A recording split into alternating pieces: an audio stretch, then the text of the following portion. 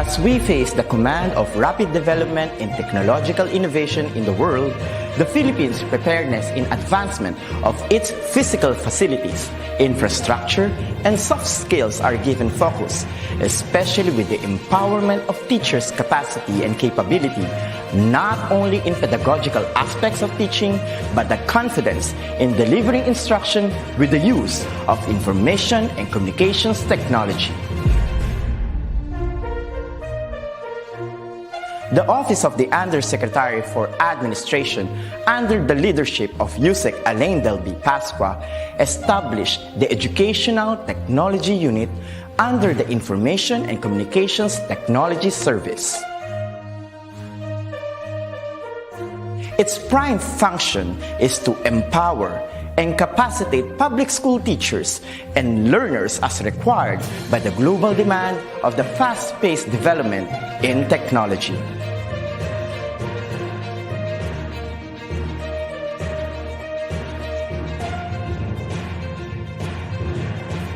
The task of the Educational Technology Unit is to promote and solidify the innovation and digitization projects that will support the requirements of the K-12 curriculum in delivering quality, accessible, relevant, and liberating education for all. It targets different components and facets of skills development which will enable the technological advancement of the infrastructure of DepEd. This is supplemented with empowerment training programs in emerging technologies for public school teachers.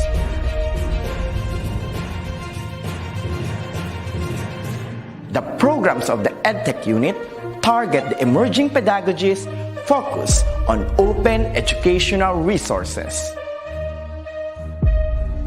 robotics and mechatronics, coding and programming, virtual reality and augmented reality in education,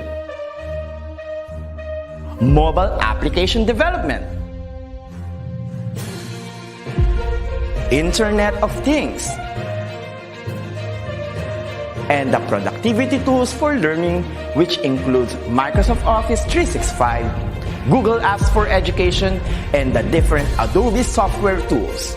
In addition, the maneuver of in-house applications such as the DepEd Commons and the DepEd Learning Management System is under the flagship of the EdTech unit. The supervision of DepEd TV in ensuring world-class produced video lessons is another task of the office.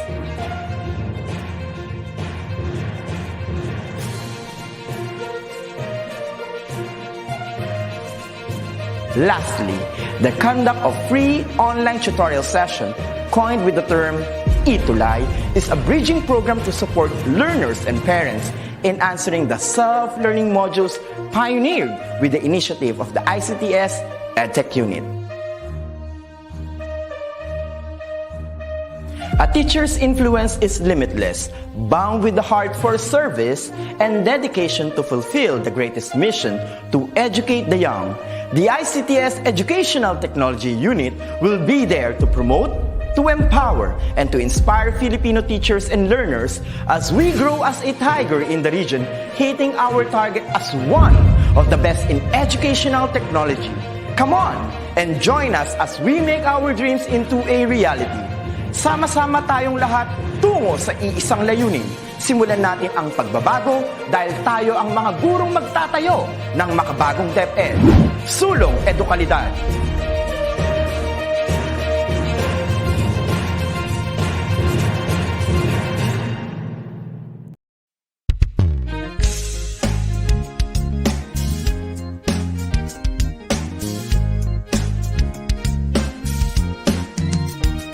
Mga guro at magulang, ating pagtulungan, kabataan ay turuan natin. Kahit na nasa tahanan, pag-aaral ay tutukan, oras at kasanayan ay ilaan. Sulong edukalidad, magbago man ang panahon, ipagpatuloy ating layunin, patatagin ang edukasyon. Itulay ang gabay sa pagkatuto. Itulay edukasyon itatawid sa'yo. Itulay paaralan di lalayo sa'yo. Itulay sa makabagong panahon. Itulay para sa kabataang Pilipino. Kayo ba'y may katanungan at hindi maunawaan? Kami ang gabay at tulay na magtuturo sa'yo. Sa tulong ng teknolohiya at maging ng social media, paaralan ay kusang lalapit sa'yo. Sulong edukalidad, supuing maling impormasyon, katotohanan nating ituro, paunlarin ang edukasyon. Itulay ang gabay sa pagkatuto. Itulay edukasyon itatawid sa iyo. Itulay paaralan di lalayo sa iyo. Itulay sa makabagong panahon. Itulay para sa kabataang Pilipino. Itulay ang gabay sa pagkatuto. Itulay edukasyon itatawid sa iyo. Itulay paaralan di lalayo sa iyo. Itulay sa makabagong panahon. Itulay para sa kabataang Pilipino. Itulay, itulay sa kabataang Pilipino. Itulay, itulay sa kabataang Pilipino. Itulay, itulay sa kabataang Pilipino.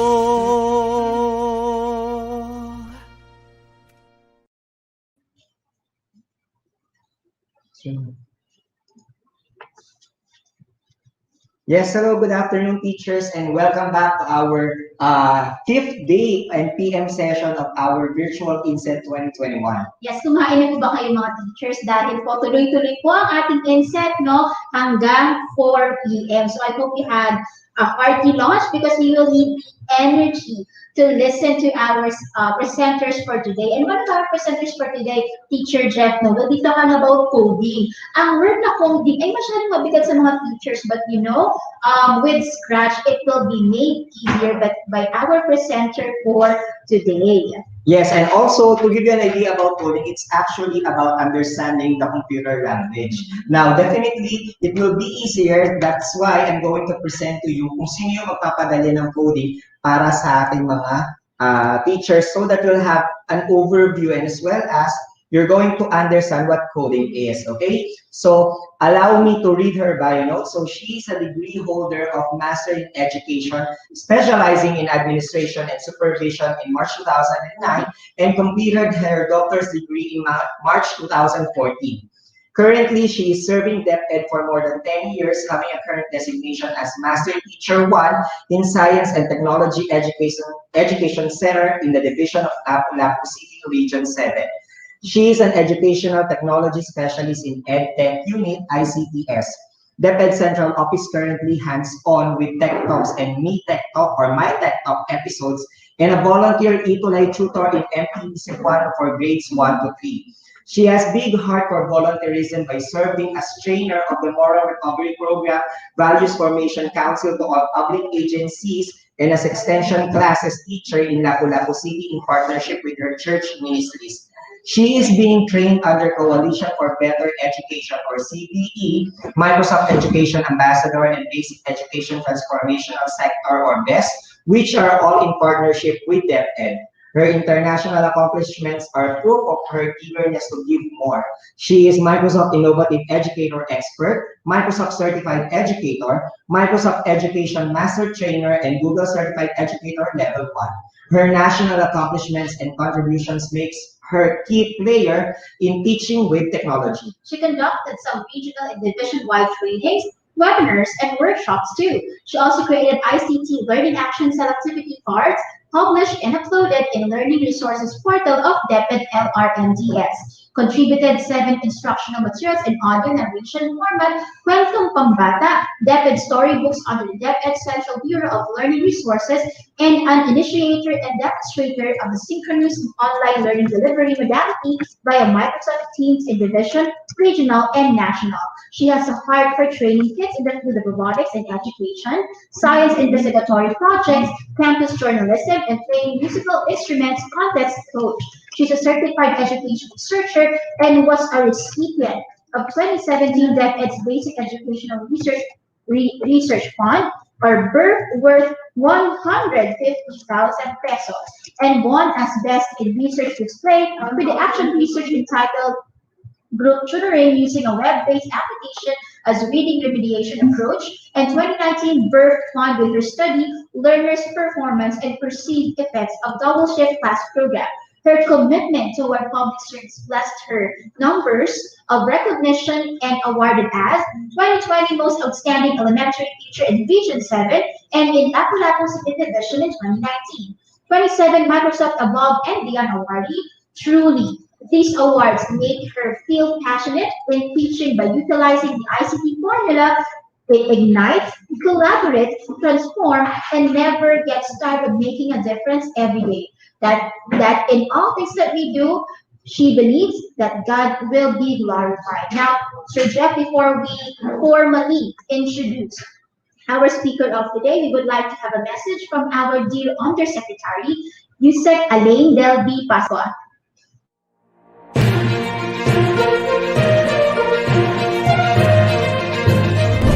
Secretary Leonor Martoles Briones always says, education must continue even in the times of crisis, whether it may be a calamity, disaster, emergency, quarantine, or even war. Teachers are called to the forefront to ensure that learners continue to receive educational services in this challenging situation. As teachers, you are faced with the enormous responsibility of reaching your learners and to continue your professional development to ensure that you are equipped with up-to-date tools and skills to better teach your students. The Office of the Undersecretary for Administration, through the Educational Technology Unit of the Information and Communications Technology Service, or EdTech ICTS, the Department of Education brings you this first of its kind, virtual and centralized in-service training. With more than 500,000 participants, we can safely say that this INSET is a success for all public school teachers nationwide. It has been over a year since the closure of schools and suspension of face-to-face learning in the Philippines, brought about by this COVID-19 pandemic. It has been a difficult and challenging road for us here in DepEd, but together we have all risen above the challenges and are now about to close the school year 2020 and 2021. Guided by DepEd's blended learning slogan, learn by all means, teach by all means. Our efforts align towards maximizing the available online channels, not only for learners, but also for teachers as well, to continue your professional development even in this time of crisis. The ICTS EdTech, without question, step up and pioneered digital learning for both students and teachers at a time when innovation is needed to ensure the continuity of educational services and professional development of our educators.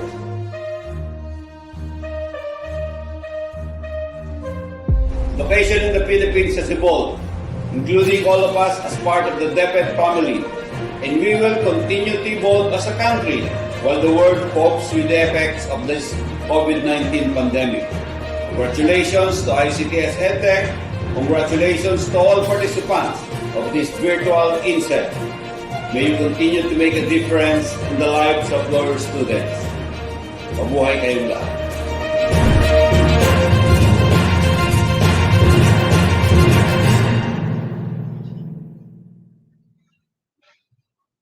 And yes, we're back. Thank you very much, Yusek Alain Del B. Pascual, for that very heartwarming and inspiring message to all our teachers. And now we'll proceed with our next speaker for the PM session. Our first speaker, Ma'am Rubilin. Hello, ma'am. Hello, good afternoon, Yes, hello, good afternoon. everyone. Are you ready? Yes, yes, yes. Yes, so take it away. God bless. Yes, so once again, an amazing and awesome afternoon to everyone. Maayong hapon sa Visayas and Mindanao ng mga teachers. At of course naman po sa mga Tagalog speaking people, napakagandang hapon po. So once again, I'm Robeline Cabardo Pastrano. Una sa lahat, nagpapasalamat po ako sa aking school head po, si Ma'am LV Cabalhog po. And of course, yung PSDS ko naman na very supportive, si Ma'am Rebecca Toring. At syempre yung PSDS, yung SDS po namin, si Dr. Will Freda Bungalos. Ayan, maraming salamat po sa suporta na ibinigay niyo sa akin. Yes, for this afternoon, yan no, alam ko, excited na po ang lahat kasi last day na. Ayan. Then, ang ating topic this afternoon is Hour of Code. So, programming for women. Parang baka iniisip niyo na parang may ano dito bakit for women lang? Of course, yung mga lalaki, given na po yung pagkakataon na when we talk about programming, when we talk about coding, when we talk about STEM, parang pang lalaki lang, no? But hindi po yun totoo. Kaya since we are in the month of March, ito po yung buwan ng mga kababaihan, National Women's Month. Ayan, we will pave the way naman para sa mga kababaihan. Ayan. Then, these are the objectives po na ating tatalakayin sa hapon na ito. Okay, number 1, determine the significance of hour of code. Ayan. Maybe yung iba familiar na sa hour of code or yung iba hindi pa. Don't worry, let's make things easy here. Parang ano lang, parang dapat makasabay lahat. Hindi natin gawing komplikado. Ayan. Then number 2, navigate the hour of code app. Ayan. Marami pong mga applications for hour of code, pero ang pipiliin ko yung ano lang, simple lang po. Huwag po kayo mag-alala.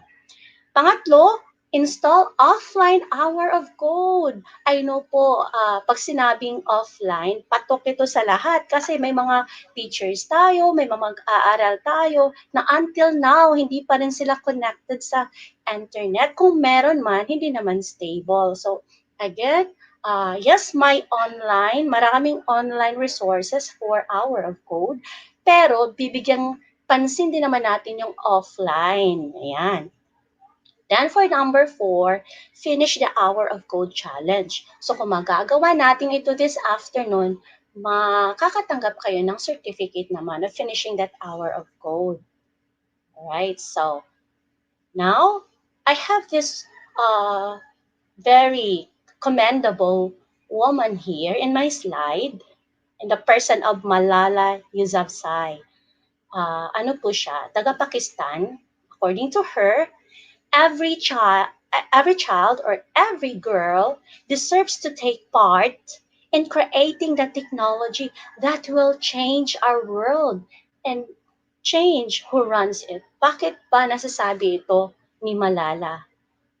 Don't you know si Malala, muntik na siyang mapatay, okay?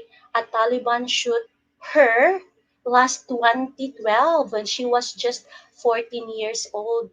Kasi sa Pakistan pala, hindi pala talaga ganun ang pagbigay pagbigay bahagi ng mga kababaihan para makapag-aral. So tayo sa Pilipinas, no, we are living in a free country, we are living in a democratic country. Lahat pwede natin gawin, kahit babae tayo, we can enjoy the rights of education. Ayan. Pero sa kanila pala, hindi ganon. No? So, yun. At hindi siya tumigil kahit nangyari sa kanya yun. So, at the age of 17, last 2015, nakatanggap siya ng Nobel Peace Prize na award. Yan, no? So, very inspiring siya. Then with that, I believe, and I hope you believe also, that nowhere should teachers fear to teach. We are mandated to teach, right? And of course, children, there's nowhere for children in fearing to learn. So tayo yung mga teachers, we care, di ba? Pag sabing teachers, dapat we care. Ano ba yung care? For me, yung C stands for committed. We are committed kahit ano pa ang ating mga nararanasan, may mga challenges like ngayon, nandito tayo sa pandemic, no? Since committed tayo, I know mahirap yung internet connection, yung mga challenges natin sa LMS, napaka-challenging mo, no? Pero still, we are here. Nasa last day na tayo kasi committed po tayo, no? Then, for A naman, accountable. We are accountable. Kung ano yung ginagawa natin po, kung ano yung mga decision natin sa buhay, accountable po tayo nun. Lalo na po kung ano yung ibinigay natin o ibinahagi natin sa ating mga mag-aaral. Ayan. Then, for R naman, we are responsible. Yes, responsible po tayo with kung may ginagawa tayong isang bagay, we do it responsibly naman, di ba? Then of course, the E stands for excellent. Pag sinabing teacher, excellent worker yan. Excellent performer yan. Hindi pa dadaig yan. Mababae man o malalaki, no? Ayan. Kasi tayo yung catalyst of change. As teachers, dapat meron tayong growth mindset. Yan yung mindset na dapat nating ilalagay sa ating mga kaisipan po. Ayan. Then with that, may tanong ako dito, no? What comes to your mind when you hear the word code?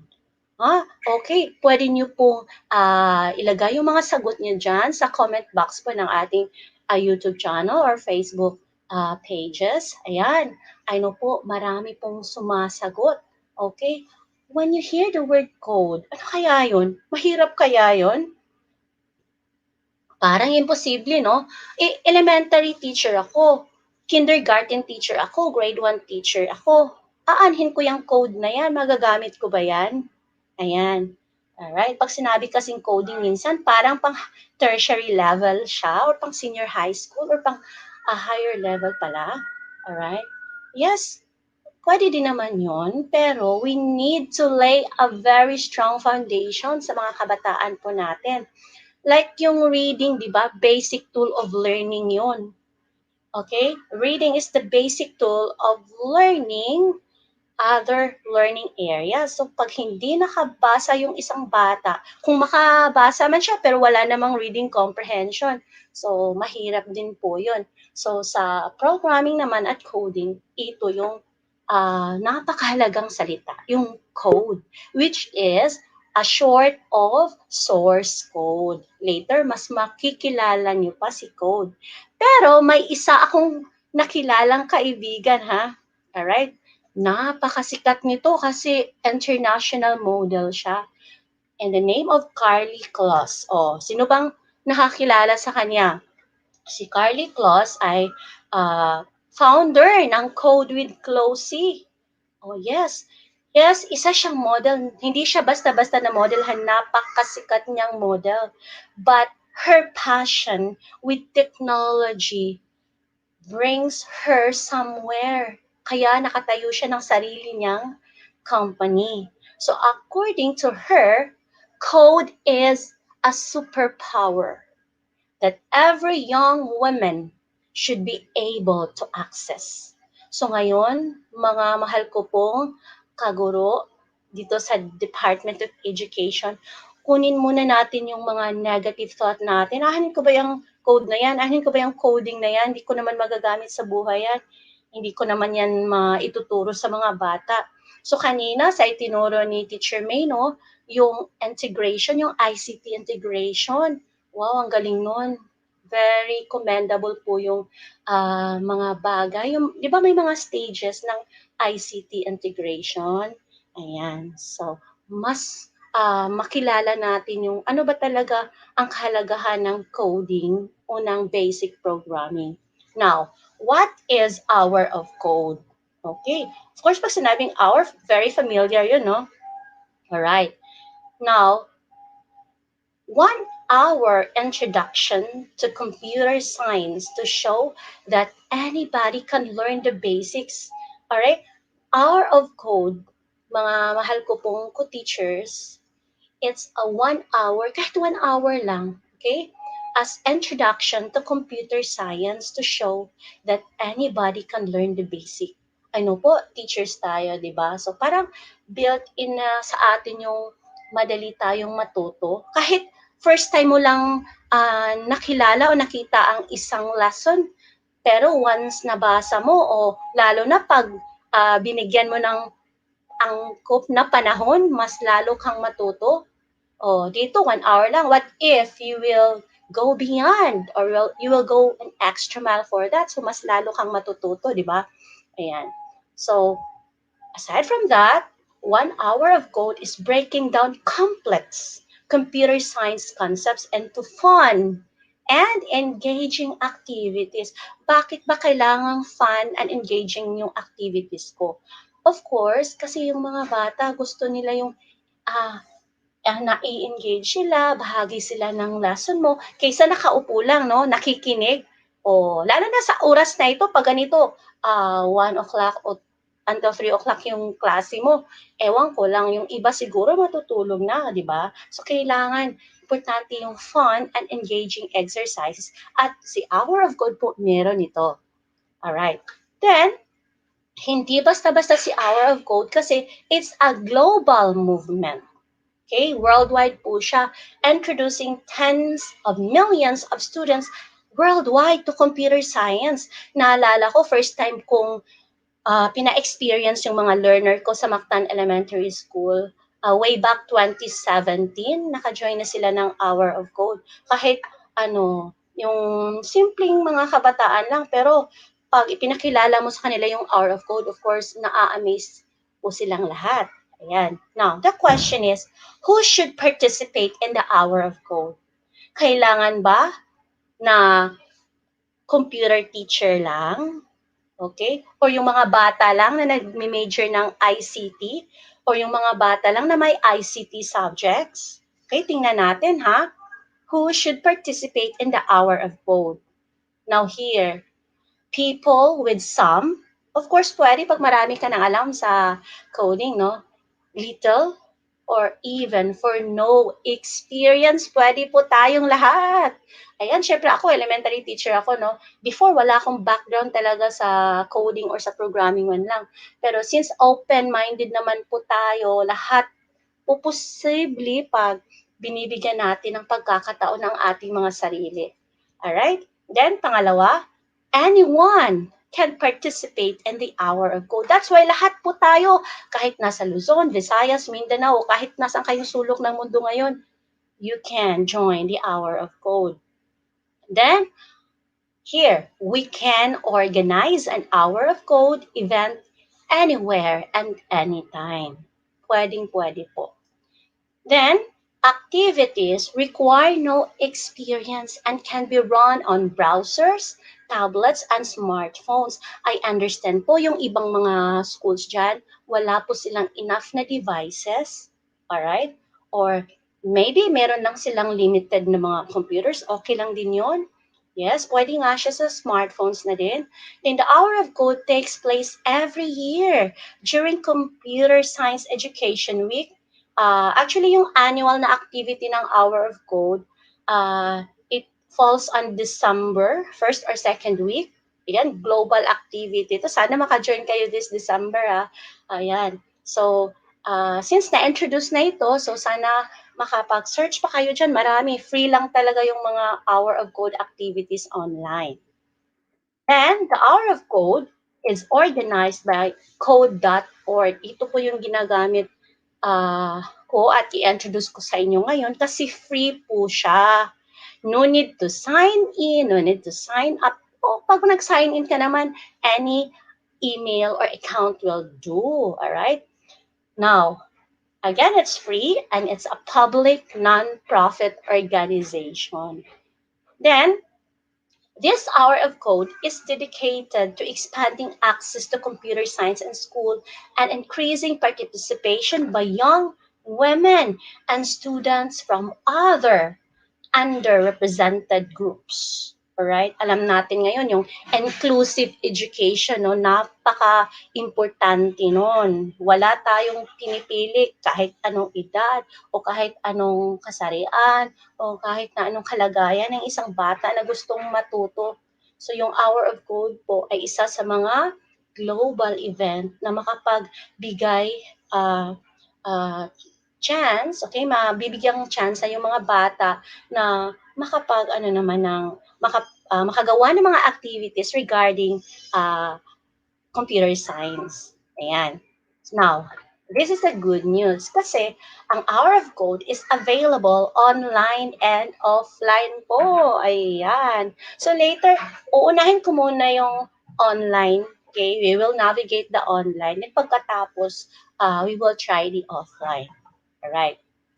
Now, ipapakita ko lang itong mga activities ko before kasi nakikita nyo sa larawan, mga babae sila, no? Kasi ito din yung activity na we empower our girls in school.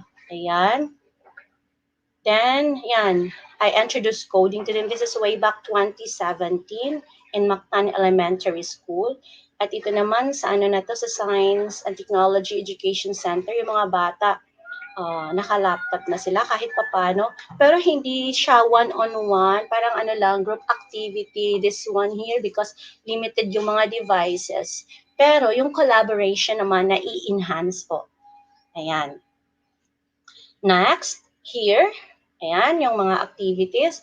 Then, isa ito sa pinaka magandang experience po na ibigay ko sa mga bata. When I introduced Minecraft AI for Good last year, yung sila mismo ang nakadiscover kung ano yung nakapaloob ng Hour of Code na yan.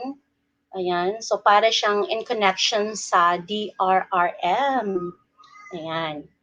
Then, dito naman, ang setup naman na ito, yung mga bata walang devices, no? So, ang ginagawa ko, para naman maka-experience sila kahit papano, I just let them utilize my own laptop.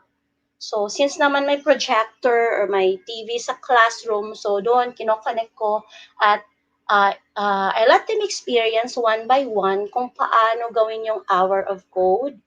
Ayan. So, kahit paano na-expose na sila. And we are so blessed naman na nakapagsalita ang ating Microsoft lead in Microsoft Education Lead ng Pilipinas po na si Miss Clarissa Gismondo sa mga kabataan ko way back 2017 pa yan. Until now, andyan siya palagi, laging sumusuporta sa mga activities na ganito. Ayan. Then here, bakit pa kailangan nating i-expose yung mga bata sa computer science? Alright. This data is from the United States of America way back 2016 pa, no? Pero kahit paano, may makukuha tayo dito. So computing jobs are the number one source of new wages in the US. Just imagine in 2016, they are offering current openings of jobs 500,000, pero yung graduate ng computer science are only 43,000. So kailangan talagang pagsikapan ng mga kaguruan na ma-introduce naman yung mga computer science na subjects, lalo na yung STEM ngayon, yung science, technology, engineering, and mathematics. Alright. Then, here, the majority of schools don't teach computer science. Do you agree?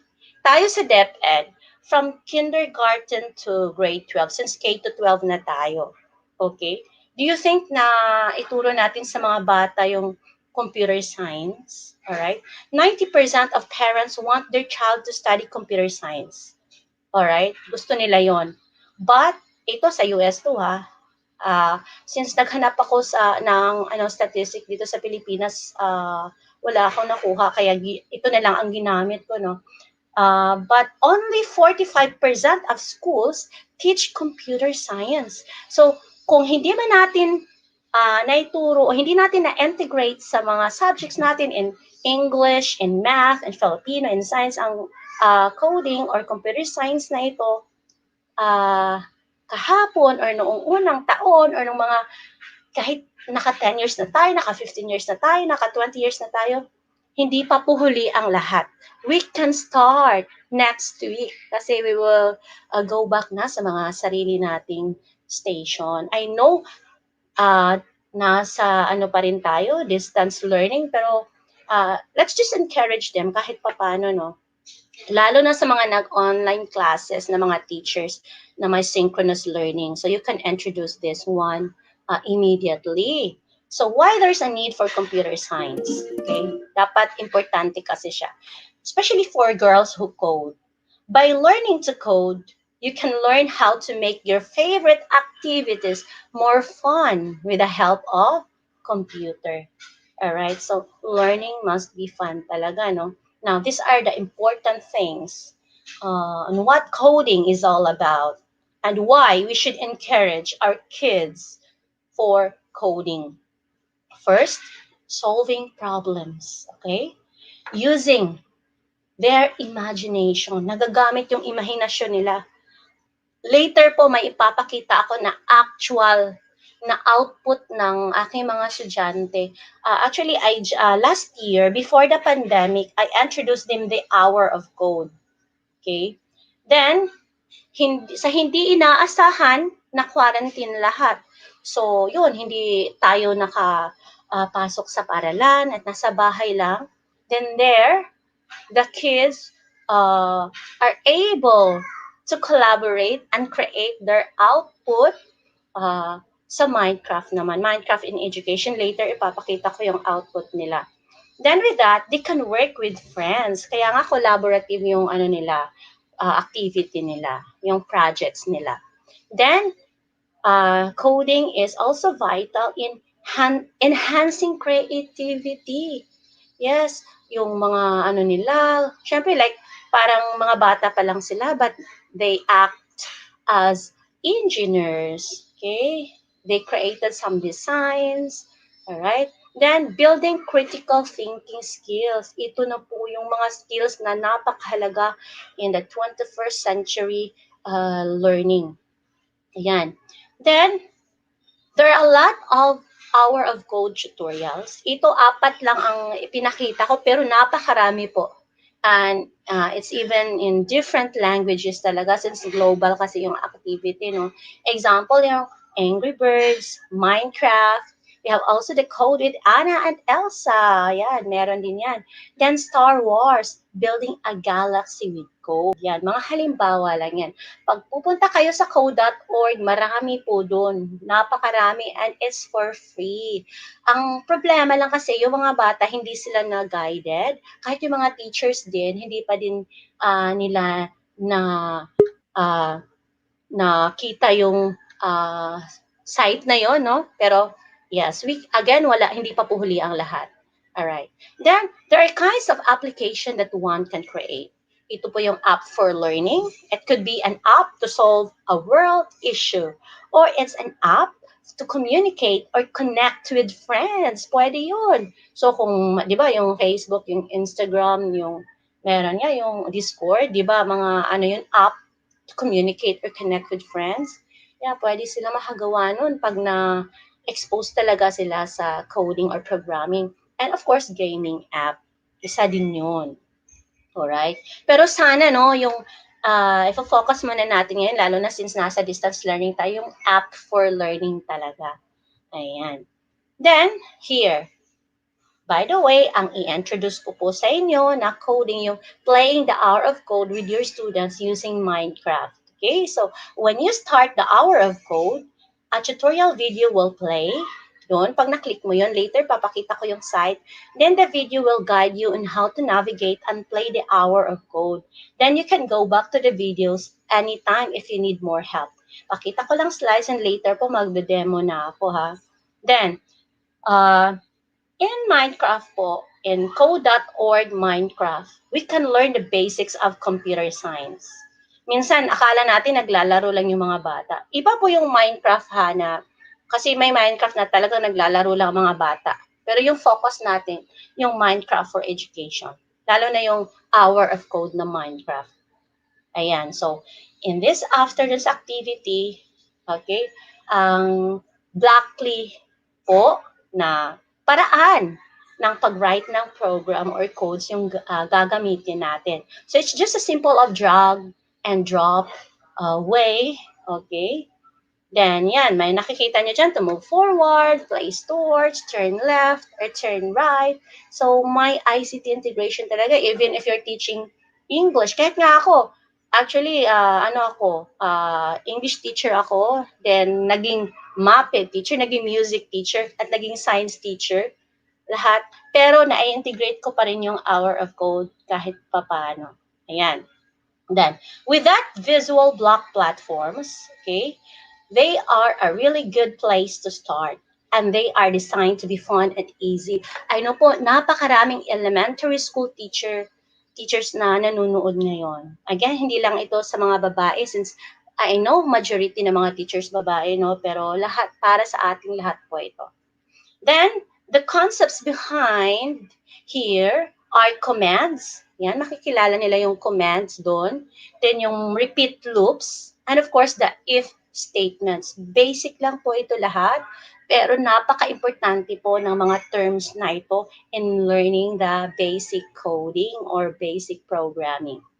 Ayan, nandito na si Minecraft, no? So, may play space po tayo. Dito yung play space. Then, sa baba, may instruction dyan. Ayan. Then, ito yung move forward, turn right, or turn left. Ito yung mga toolbox. Okay? Later, we can navigate this one. Then, ito din naman yung workspace. Ayan, doon natin i-program yung para may movement dito banda. Alright. Now, since papakita ko na lang po, kung makomplete nyo po yung Hour of Code Challenge, okay, ito yung dahilan bakit excited din yung mga bata. Kasi they can have a certificate of completion pag natapos nila po yung isang challenge. So basically sa Hour of Code, Minecraft, may 4 po doon na mga free na pwedeng gawin during Hour of Code. So yung iba, isa lang ang nire-require ko na certificate, pero yung iba, lahat ginawa na nila. Kasi sobra silang nag-enjoy. Ayan. Then, isa din ito sa example ng certificate. Sana, yung iba dyan, willing din kayong magkaroon nito after ng talk ko. Ayan. So, dito, yung main site na gagamitin natin, yung code.org. Again, po ito? Free po ito. But, yung demonstration ko, pupunta tayo dito sa code.org/Minecraft. Okay. Punta kayo doon, ha? Again, dito po sa code.org/Minecraft. Okay. Pag nandun na tayo sa site na yun, alright. Again, it's for free. You don't need to sign in. Alright. And you don't need to click create. Ayan, nandito na, no? So, ang pipiliin natin this afternoon, yung Minecraft Adventure. Okay, sana sasabay kayo sa paggawa ng Hour of Code. We will navigate the Hour of Code. So again, sa mga hindi pa nakapunta ng site, please go to code.org/Minecraft. At pipiliin natin si Minecraft Adventurer. Alright, let's go. Ayan na, si Minecraft Adventurer. My name is Jens Bergensten, but I'm better known as Jeb. I'm the lead developer of Minecraft here at Mojang in Stockholm. I think I was 11 or maybe 12, and I started programming because I wanted to make games, and one of my father's friends told me that in order to make games, you need to learn how to program. So that's how I got started. I like designing and figuring out the architecture of things. That's what I really like about Minecraft. Over the next hour, you're going to learn the basics of computer science by programming Alex or Steve to move through a simulated piece of a Minecraft world. Traditional programming is usually in text, but today we'll use Blockly, a system which uses visual blocks that you can drag and drop to write programs. Under the hood, you're creating JavaScript code. The concepts that you'll be learning are what computer programmers use every day and are the foundation to computer science. Here at Mojang, we use these same concepts to make Minecraft work. Before you start, you'll pick your character. I'm going to choose Alex. Let's build code for a program that will help her move around the screen. Your screen is split into 3 main parts. On the left is the Minecraft play space, where your program will run. The instructions for each level are written below. This middle area is the toolbox, and each of these blocks is a command that directs Alex's actions. The white space on the right is called the workspace, and this is where we'll build our program. If we drag the Move Forward block to our workspace and then click Run, what happens?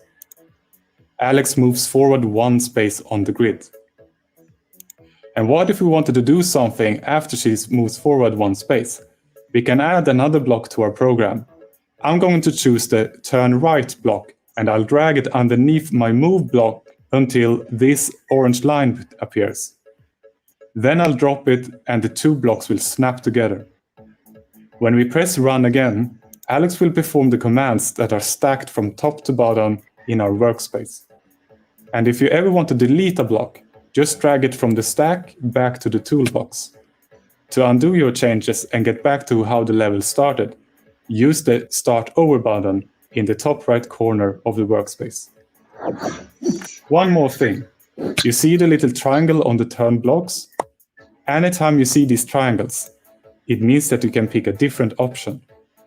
Let's start coding. Hey, let's start coding. Alright, no?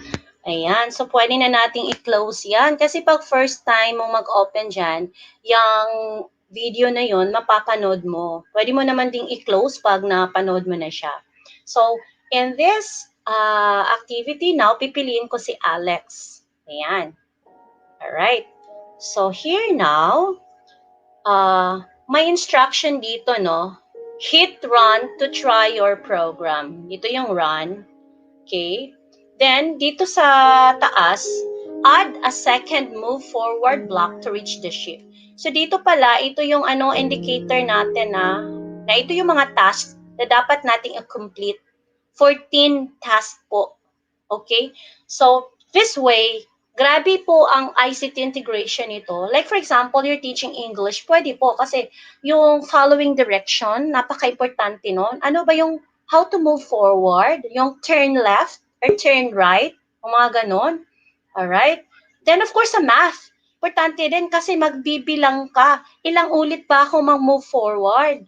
Ilang ulit ba ako mag-turn right or mag-turn left? Ayan. So, let's try, ha? Okay, yung instruction dito, add a second move forward block to reach the ship. O, ito si Alex, no? Kailan bang i-add natin na move forward para makarating siya dito sa ship?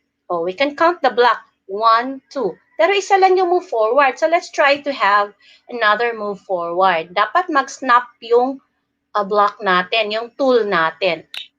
Ayan. Then, after that, we will hit run.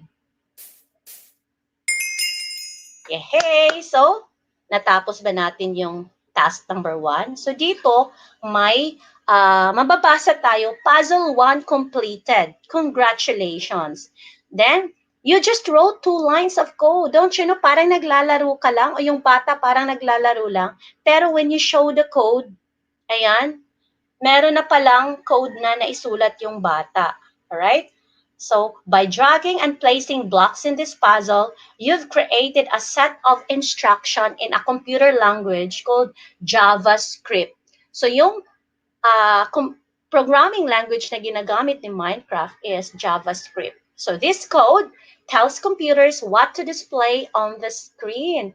And everything you see and do in Minecraft also starts with lines of computer code like this. So ayan, move forward, open, close parenthesis, and ayan, meron pa dyan sa baba. So pwede na nating i-close. Now, may second task na naman tayo. Okay. Now here, wood is a very important resource. Many things are made from it. So again, this is the instruction, ha. Dapat basahin mabuti ng mga bata o kung tayo man ang gagawa ng challenge na ito. So wood is very important resource. Many things are made from it. Walk to the tree and use the destroy block command to chop it down. Okay, so when run, ano ba ang idadagdag natin? Ilang step kaya dapat, be? Sino makatulong sa akin? Ilang step dapat ang gagawin ni Alex para makarating siya sa wood? Oh, isa, dalawa, o tatlo? Ilang step kaya? Isa, dalawa, o tatlo? Pwede niyong ilagay yung mga sagot niyo dyan sa comment box. Okay, let's see, dalawa. Kaya ko muna ha, dalawang forward. Then sabi dito, dapat ma-chop niya yung yung wood. Okay, lagyan natin ng destroy. Tama kaya ang ginawa ko? Let's try. Let's hit run. Oh no! Yes! Ayan, tama pala. Dalawang forward lang at isang destroy. So ayan, makakabasa naman tayo ng puzzle 2 is completed. Congratulations! And you just wrote 3 lines of code. Ayan, may total na akong 5 lines of code. Okay, let's continue. Okay, let's move now to the third. Alright. Ship sharing time. Iba kung English teacher ka, you can also integrate or you can utilize the vocabulary. So, what does it mean with ship sharing? Ano ba yan? Okay, so use the share command to gather wool from both ship. May dalawang ship kasi dito. Dapat makakuha tayo ng wool out of them. Try natin ha. Ano kayang code? Dapat may 7 blocks daw tayong gagawin, no? Let's see. Okay. Let's count. Ilang forward ba to? 1, 2. Okay, try natin ha. Move forward. Another move forward. Then, let's have the shear. Then, saan pa dapat mag-turn? Para makapunta naman dito. Turn right or turn left? Go, let me try turn right. Ayan. Ilang step kaya ang gagawin niya? Let's have another 2 forward ha. Let's try. And then, shear. Kasi, naka 8 blocks ako. Sabi dito, dapat 7 blocks lang. So, siguro, let's try muna, no? Okay, let's hit run.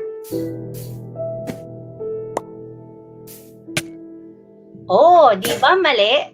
Hindi ko na share yung isang ship. Bakit? Kasi sumobra yung blocks ko. Sabi dito, 7 blocks lang dapat. Wag mag-alala. Pwede mong ibalik yan. Isang move forward lang pala. Then, ayan, isang shear. Okay, reset mo. Then, run again your program. Yay! Nagawa ko yung task. Parang ganun lang siya, di ba? Ayan, with that, puzzle 3 completed. So, congratulations. Pag nabasa yan ng bata, grabe. Tatalon yun kasi happy ang learner natin. So, you just wrote 6 lines of code with that. Okay, continue muna natin, ha? Ayan. So, another task. We need to build a house before the sun goes down. Houses require a lot of wood. Diba problem solving siya? May naka-built-in na problem solving yung hour of code natin. Paano kaya ito ma-resolve ng ating mga mag-aaral? Okay, kaya nga, yung coding talaga, it develops the problem solving of our learners. So again, we need to build a house before the sun goes down. Houses require a lot of wood. So cut down all 3 trees. Paano kaya ito, no? Ayan, may naka-program na ahead for us. Pero paano? Ano kayang gagawin ko? Let's try muna. Let's play that. Ayan, may nakuha na. Pero, ayan, hanggang dyan lang siya. So, ilan bang move forward? Dagdagan natin ng 2. 1. Okay, 1. Okay, 3 siguro move forward.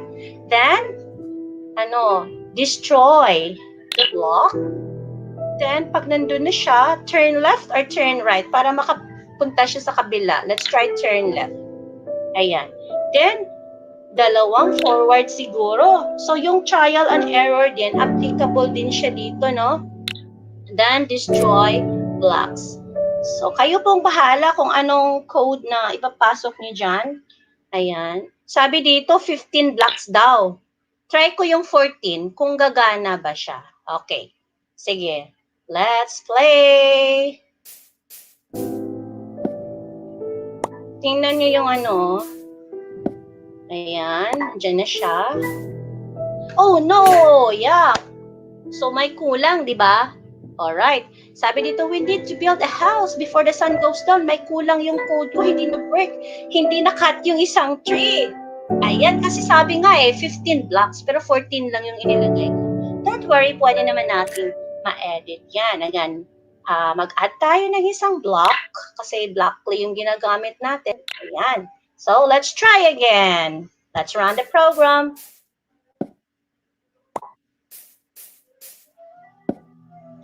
Hey, mag-work kaya ito? Yay!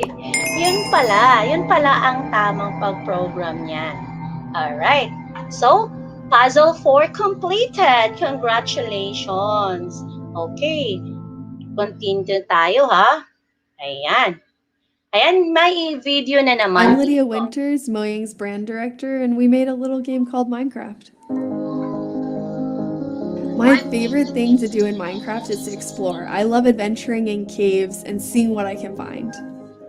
As someone who isn't a programmer, I'm really excited to go through the Minecraft lessons and actually learn some coding myself. The last level needed lots of move forward blocks. It would be easier if we could just tell the computer to perform the move forward command 4 or 5 times. Luckily for us, computers are really good at repeating commands with repeat loops. When building Minecraft, we use repeat loops to place all the initial materials for creating a new world. That's thousands and thousands of blocks. We also use loops in little ways. For example, to make Alex's feet move back and forth as she walks. Repeat loops are a powerful part of programming. Night is coming, so in the next couple of levels, we're going to build a house to stay safe. We're going to use the repeat block to do this very easily. To build a wall of our house, we can either tell Alex to move forward and place planks 4 times, or we can tell her to move forward and place 1 plank that takes this command and use the repeat block to have her perform the action multiple times. Now we'll click on the repeat block and tell her how many times we want her to perform this action. Now let's build our house before night falls. Have fun! Alright. Okay. So kung tatapusin natin tong challenge na to, yung time po natin hindi enough, no? Kaya mga mahal ko pong kaguruan, kayo na po ang mag-explore niyan, ha? Ayan. Make sure matapos na yung 14 na challenge dyan, ayan, para makuha na yung certificate. May pa-certificate din po dyan. Self-paced lang po siya. Pwede mong ulit-ulitin, no? Walang problema. Then, pwede din kayo mag-sign in kung gusto nyo. Ayan. So, yeah. Yung iba, maybe you are thinking din naman na, hindi ko nga magagamit yan kasi yung I'm a kindergarten teacher, I'm a grade 1 teacher, parang gano'n, no? Now, pasukin natin si code.org.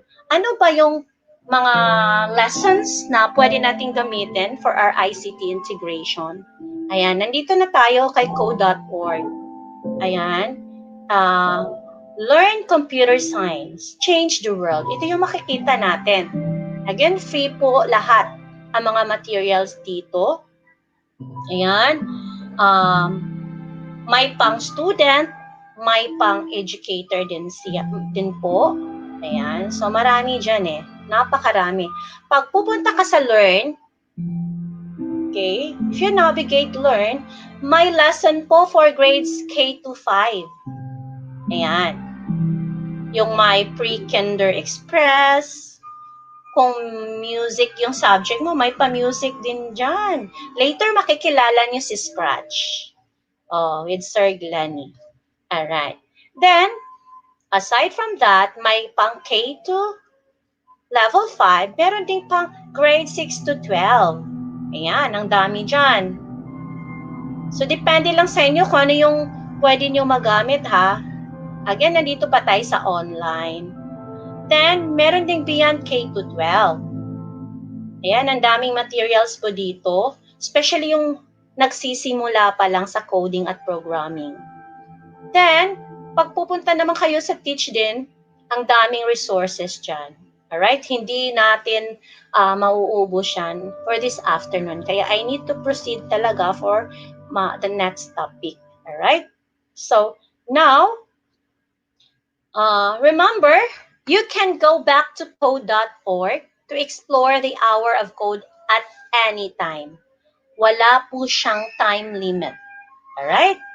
Okay, sana po, tandaan nyo po, ito ay ilan lang sa mga site na free, pero marami pang iba. Later, magbibigay pa po ako ng mga sites din. Now, dito tayo, offline hour of code, installation and facilitation. No?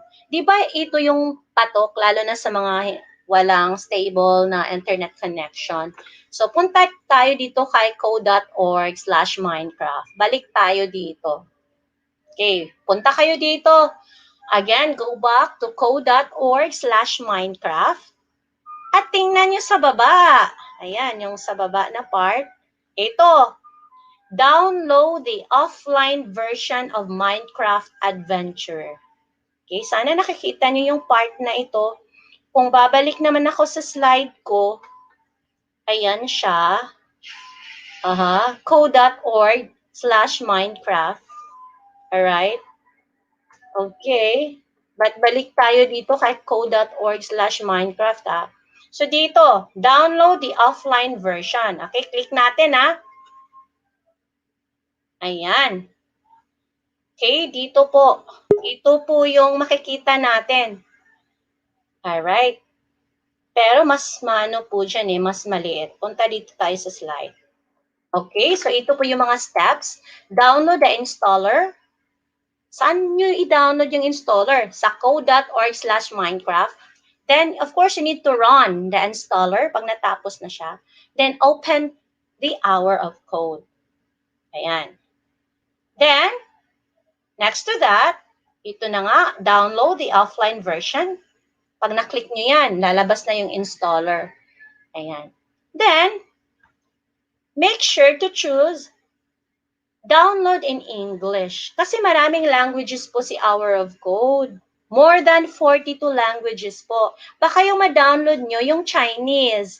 Baka yung ma-download nyo yung French o yung Dutch. So, English po yung pipiliin natin. Then, click Windows 64-bit po. That's, pwede yan sa, kung may MacBook kayo, pwede din for Windows. Ayan.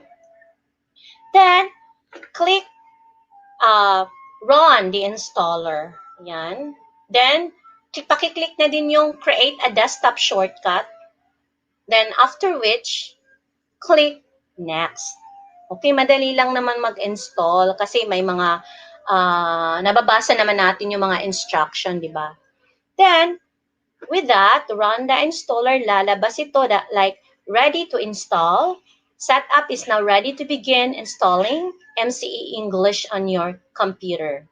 Ayan. Then, of course, you need to click install. Ayan. So, pwede nyo itong gawin mamaya. Alright? Doon lang naman siya. Punta lang kayo sa code.org/Minecraft. Then, sa baba lang ng page na yun, makikita na niyo yung download offline version of this activity. Then, after which, automatically close the application. Ito yung i-click ninyo. Then, number 2, click next. Kahit naman, kahit anong level natin sa teaching, kahit konti pa lang yung experience natin, still, marunong tayo mag-install ng mga ganito, kahit papaano, no? Or, yung mga I know may mga teachers talaga na may mga puso na nagvo-volunteer to assist their fellow teachers, yung mga ICT coordinators natin. We're so grateful po sa inyong lahat. Ayan. Then after that, may nakikita kayong installing. Please wait while setup installs MCE English on your computer. Ayan. Of course, patience is a virtue, kaya dapat maghintay-hintay tayo. Ayan, hindi naman pwedeng pag-click mo ng install, lalabas agad o matatapos agad. May waiting time yan. Kasi po, quality learning or quality of something takes time. Ayan. So, kailangan talaga ng panahon. Para, iba yung prutas, mas masarap siya pag hinog siya sa, pag hinog siya sa puno. Ayan. Then, after that, run the installer, completing the MCE English setup wizard. So, click mo lang yung finish. Ayan, matatapos na din yan. Ayan, pwede nyo nang i-open ang hour of code ninyo. Sa desktop po, yun makikita. Or minsan, nandun sa program ninyo. So, I hope you will navigate more since limited kasi yung time ko. Pasensya na po. Ayan. Then, for more details naman po, meron din po tayong makukuha na mga hour of code activities via education.minecraft.net. Okay, then you can click there, start coding. Ang dami pong materials dyan. At di ba yung tayo, lahat ng teachers, binigyan tayo ng license ng Microsoft 365. Grabe, DepEd paid for us. Hindi lang Microsoft 365, meron na din tayong G Suite na mga account. Grabe si DepEd, no? Lahat ginawa nila para ma-providean tayo, para kahit papaano, no, magiging easy yung mga task natin sa school para isusulong talaga natin ang edukalidad para sa kabataan at sa ating lahat ng kaguruan. Ayan. So, i-visit nyo lang yung yung mga applications sa Microsoft 365 account nyo. Doon, nai-enjoy yun hindi ko lang nai-enjoy, kahit yung mga bata ko kasi may mga 365 accounts na din yung mga bata natin.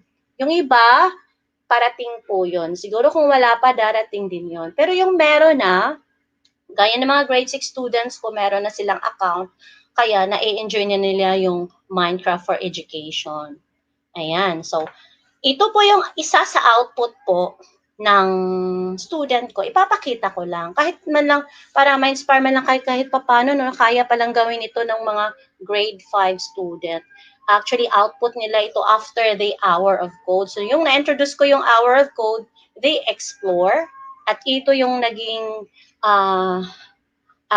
output nila. At pinilo ko ito kasi isa sa designer nito ay babae. Actually, 3 sila na nagtutulungan. They collaborate with each other. Flex ko lang yung isa, si Daniel Dungog, nasa Canada na, but still, they're still working in this project. Ayan. So, please watch the video. Good morning, Teacher Bilin. Good morning, classmates. Today, I'll be showing you my collaborative work along with my classmates, Elijah, Daniel. Together in this Minecraft world, we built our own city, which we like to call it Winland. Over here is our bridge that we made connecting Winland.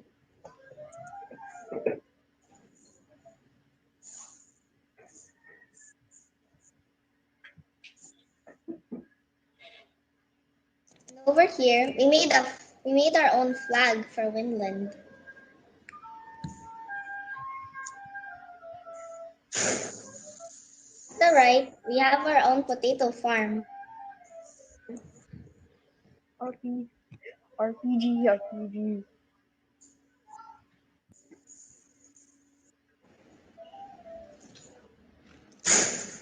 And Elijah made a bank where you can register.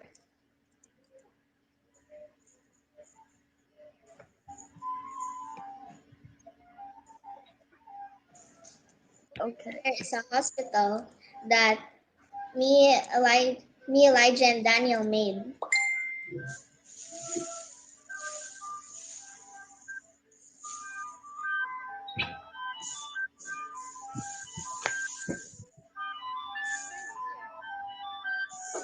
The main reception.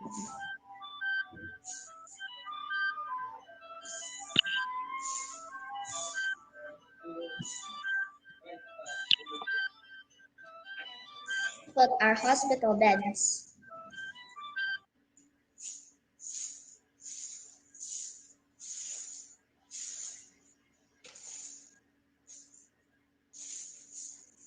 the third floor is like a cafeteria area for those who get hungry.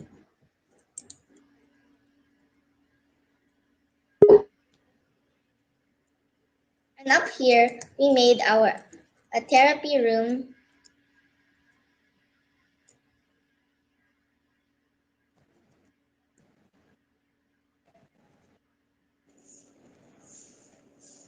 Back to where we are. Over here is a little barn that I created a few weeks ago. Up here is a bed, some hay bales and barrels.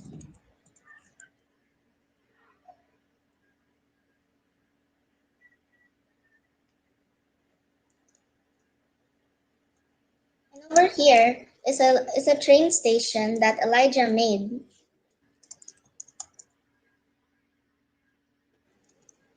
And over here looks like a house, but actually this isn't just a house.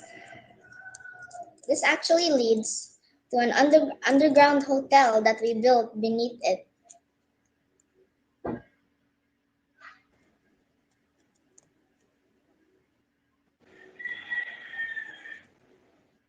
Is that an underwater hotel? It's an underground hotel, teacher. Amazing. And over here we built a little fast food area, and we like to call it Liam's.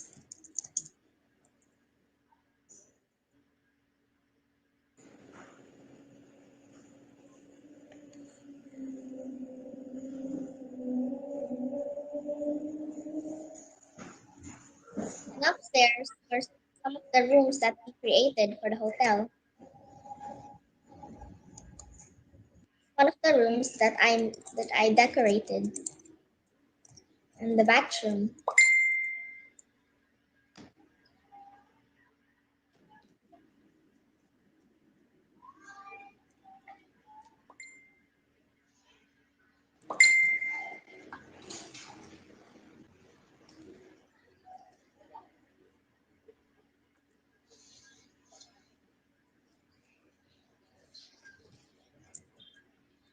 And this room is another room that Elijah also designed.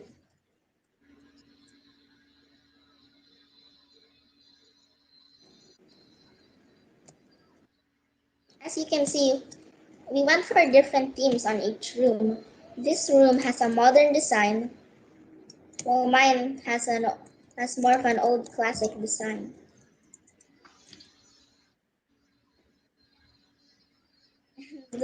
Unfortunately, we haven't decorated some other rooms yet. Still working on it. Good enough, Danielle.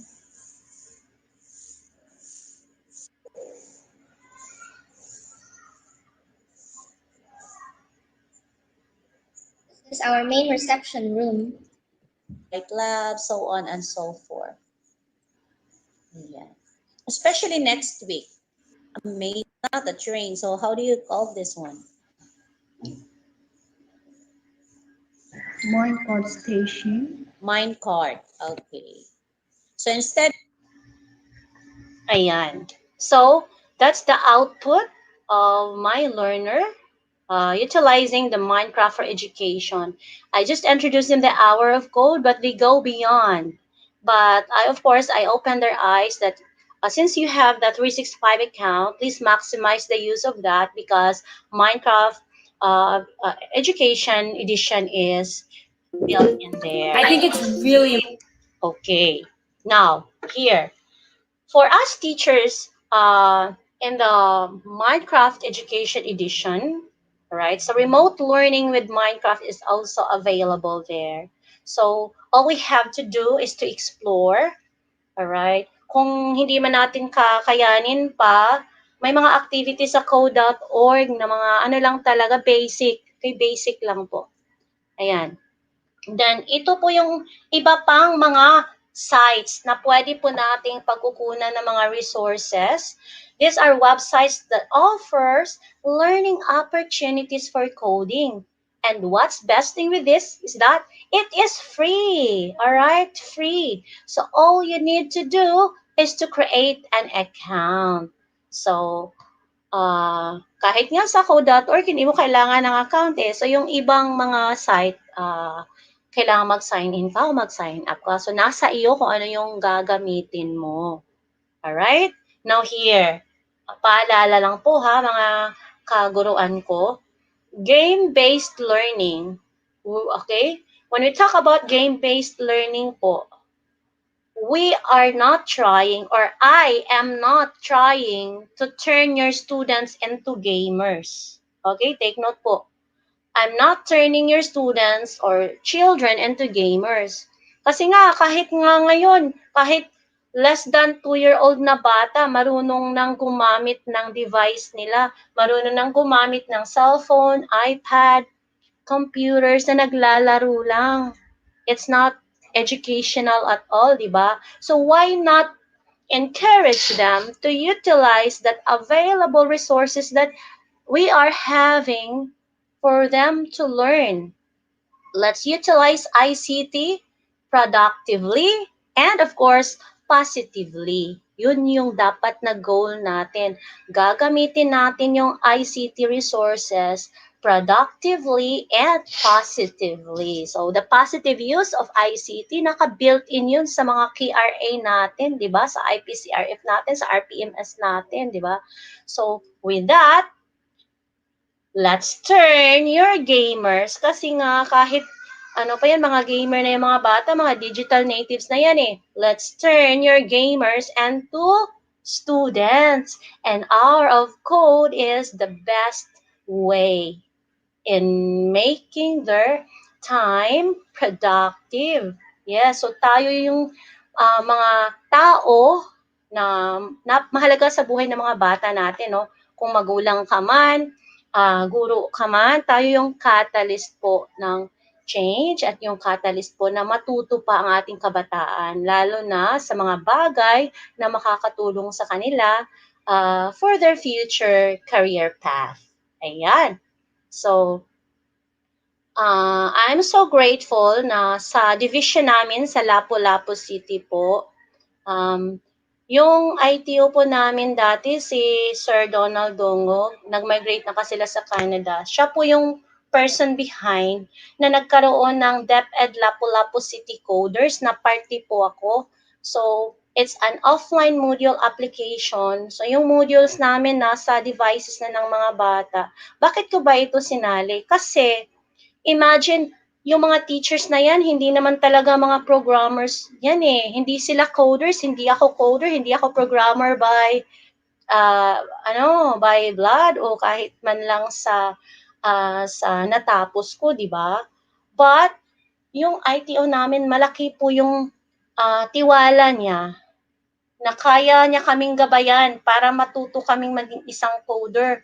In just 3 days, nagkaroon po ng offline module app for first quarter, and another 3 days, si Sir Jonathan naman yung pumalit kay Sir Donald, at nagkaroon naman kami ng offline module app for second quarter.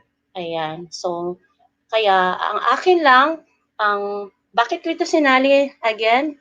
Kasi, yung mga teachers kasi nasa mindset natin, bakit ba ako magkakaroon ng interest sa coding? Hindi naman ako inclined dyan. Hindi nga ako marunong. Pero pag nagbigay tayo ng time, open-minded tayo, walang imposible po. Lahat po kayang gawin ng isang teacher kasi nga, we care, di ba? We are committed, we're accountable, we're responsible, and we are excellent teachers. Ayan, let's claim that. So I will end my talk this afternoon with this text in the Bible from Proverbs chapter 3, verses 5 and 6. Trust in the Lord with all thine heart, and lean not unto thine own understanding. In all thy ways acknowledge him, and he shall direct thy path. Kasi ba, di ba yung master teacher ng lahat? si Jesus Christ yon. Kaya walang imposible pag naniniwala tayo at gagabayan tayo ng may kapal. Maraming salamat po. Thank you so much, Ma'am Ruby. Nakakamaha na we can code using different apps at lalo itong Minecraft. Kasi, Ma'am Ruby, no, to be honest, I thought yung Minecraft na po is just a game that many children are so into. So, pwede pa lang gamitin yung app or yung Minecraft, no, for this one. Yes, and definitely, teachers medyo siguro na-overwhelm tayo because when we say code, ang naiintindihan po natin is we are talking about the computer language, but definitely, you know what, kailangan po talaga natin i-improve ang sarili natin and we have to learn gamification because our youth is actually into games, diba? Yes. At alam naman natin, no, na ang dami-daming games na available ngayon. At maganda rin na we are considering to pick our students' interest using what they like. And what our students like the most right now is yung mga games. Yes, kaya naman, I think we're going to give you questions, Ma'am Ruby. Okay lang po ba? Yes po. Ayan, okay. So we will be giving you 5 questions regarding with your talk, and the question is coming from our teachers nationwide. Ayan. So let's now proceed to the first question. The question from Ma'am Karin P. Maitong of Argawanon Integrated School, Cebu Province. So what is the impact of applying hour of code in school activities? Wow, napakagandang tanong po, Ma'am Karin Maitong. Kasi nga, di ba, I just introduced Hour of Code po sa grade 4 student ko, yung hindi pa nagka-pandemic. Then, nagkataon na nagka-pandemic, yun pala, ginawa nilang gabay yun para ma-discover pa more yung mga Hour of Code na mga activities at kahit nasa bahay lang ako, nasa bahay sila kasi din po ako kasi gumawa ako ng parang summer classes na din kaya yung mga bata nagkaroon ng initiative na gumawa ng design using Minecraft for Education Edition. Kaya yung pinakita ko kanina, ma'am, yun yung pinakamalaking impact po.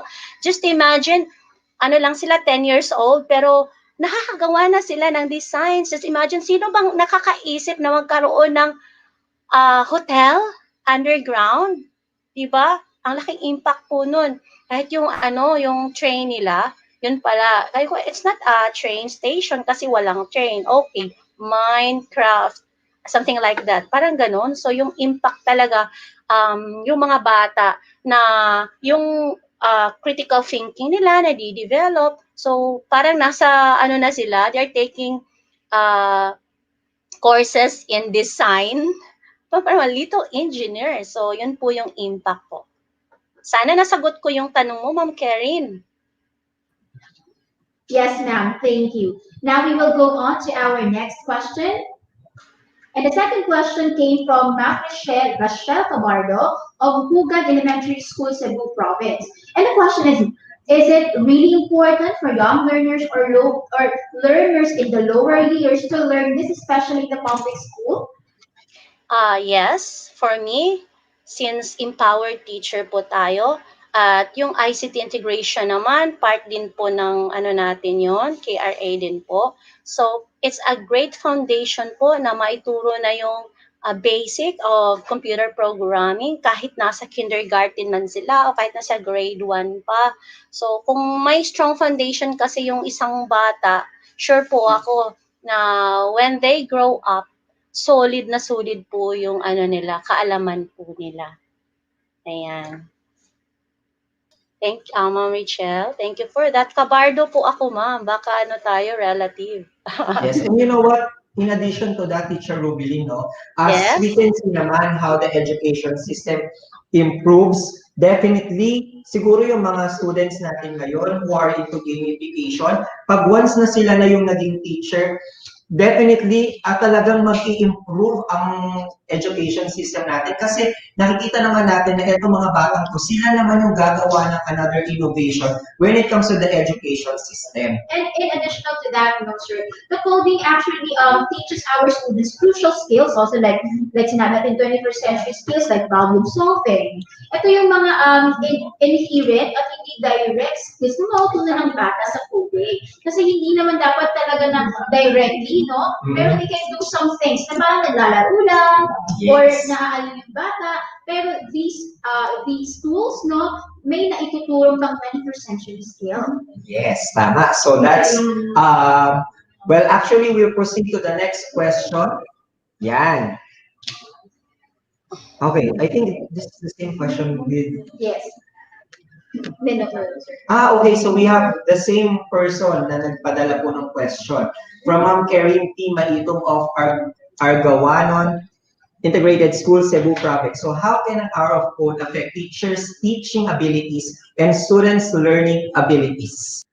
Okay, when it comes po to teachers' teaching abilities po, kasi pag 21st century teacher ka po, hahanap ka talaga ng mga tools na pang ICT integration po. Pag sinabi po nating ICT integration kasi hindi lang yung si teacher ay nag-manipulate ng devices, hindi lang tayo yung nagpe-present, ba yung mga bata mismo, sila po yun ang nagha-hands-on. In fact nga, minsan maganda pa yung mga output ng mga bata eh. In fact, pag ganun yung learning na nakuha ng isang bata, mas mag-i-improve pa yung student learning abilities niya kasi exposed na nga siya sa mga maraming bagay since lahat ng mga resources ngayon kadalasan nasa internet na, di ba? So yung studying skills nila na di-develop, yung mga initiative nila, yung critical thinking skills nila kasi vital po ang lahat na skills na yon when it comes to student learning, yung critical thinking skills. So as a teacher naman, dapat talaga yung teaching with technology mas ma-master pa po natin. Kasi nga 'di ba, yung I believe kasi yung tayo mga teacher nag-i-ignite lang tayo eh. And with that, kung na-ignite natin yung mga learners natin po, lalo na pag we let them or we allow them to collaborate. Kasi we believe naman 2 or 3 heads are better than 1. So with that, may transformation po talaga sa kanilang learning abilities. Ayan. At applicable lang siya. Of course, yung computational thinking skills, no? Di ba, Sir Jeff? Ang galing nun. Yes. But actually, minsan kasi inisip natin when it comes to gamification, parang mahirap din siyang i-connect ma'am sa teaching strategies talaga natin. But definitely, you know what? Kapag gamification po yung ginagamit natin, nade-develop din natin yung art of questioning natin na nagiging hacks. Kasi ang mga bata, nilalagay natin sa mga situations na pwede nilang ma-encounter sa games, di ba? So, yun. So I think we will now be proceeding to our fourth question. And the fourth question is from Ana Weli El Bakar of Commonwealth High School SPO, Quezon City. The question is, how can online and offline students collaborate their codes in code.org since they are using different environments? Thank you. Okay. So, alam naman natin ngayon, nasa pandemic tayo, no? Hindi lahat nakaka-access ng mga materials online kasi nga walang devices, walang internet yung iba. So, again, depende pa rin po sa teacher support, lalo lang po ng parent support po. Kaya ngayon, very vital talaga yung katuwang natin sa pagsulong ng edukalidad sa panahon ng pandemya, yung mga parents natin. I know naman yung iba, ang maganda kasi sa code.org kasi pwede siya sa mobile devices, pwede siya sa smartphone. So kahit papaano yung mga parents ngayon, meron naman silang cellphone na pwede makonect sa internet. Siguro pag uwi nila galing sa trabaho or kung may time sila for their child, try naman, I will try the code.org, parang ganun. Kung sa offline naman, kailangan talaga yung laptop naman or yung desktop. So ayan, may mga limitations din. Pero patuloy po tayong maniniwala, mga kasama ko pong kaguruan ng DepEd. Mahirap man o may limitasyon man, pero may mga bata naman na nakaka-avail ng mga resources na to. So, as of now, focus muna tayo kung sino yung may available na resources, then hahanapan natin ng paraan yung mga wala pa. Positive pa rin tayo. Maybe not now, but maybe in the next day, next month, or in the near future. Ayan po.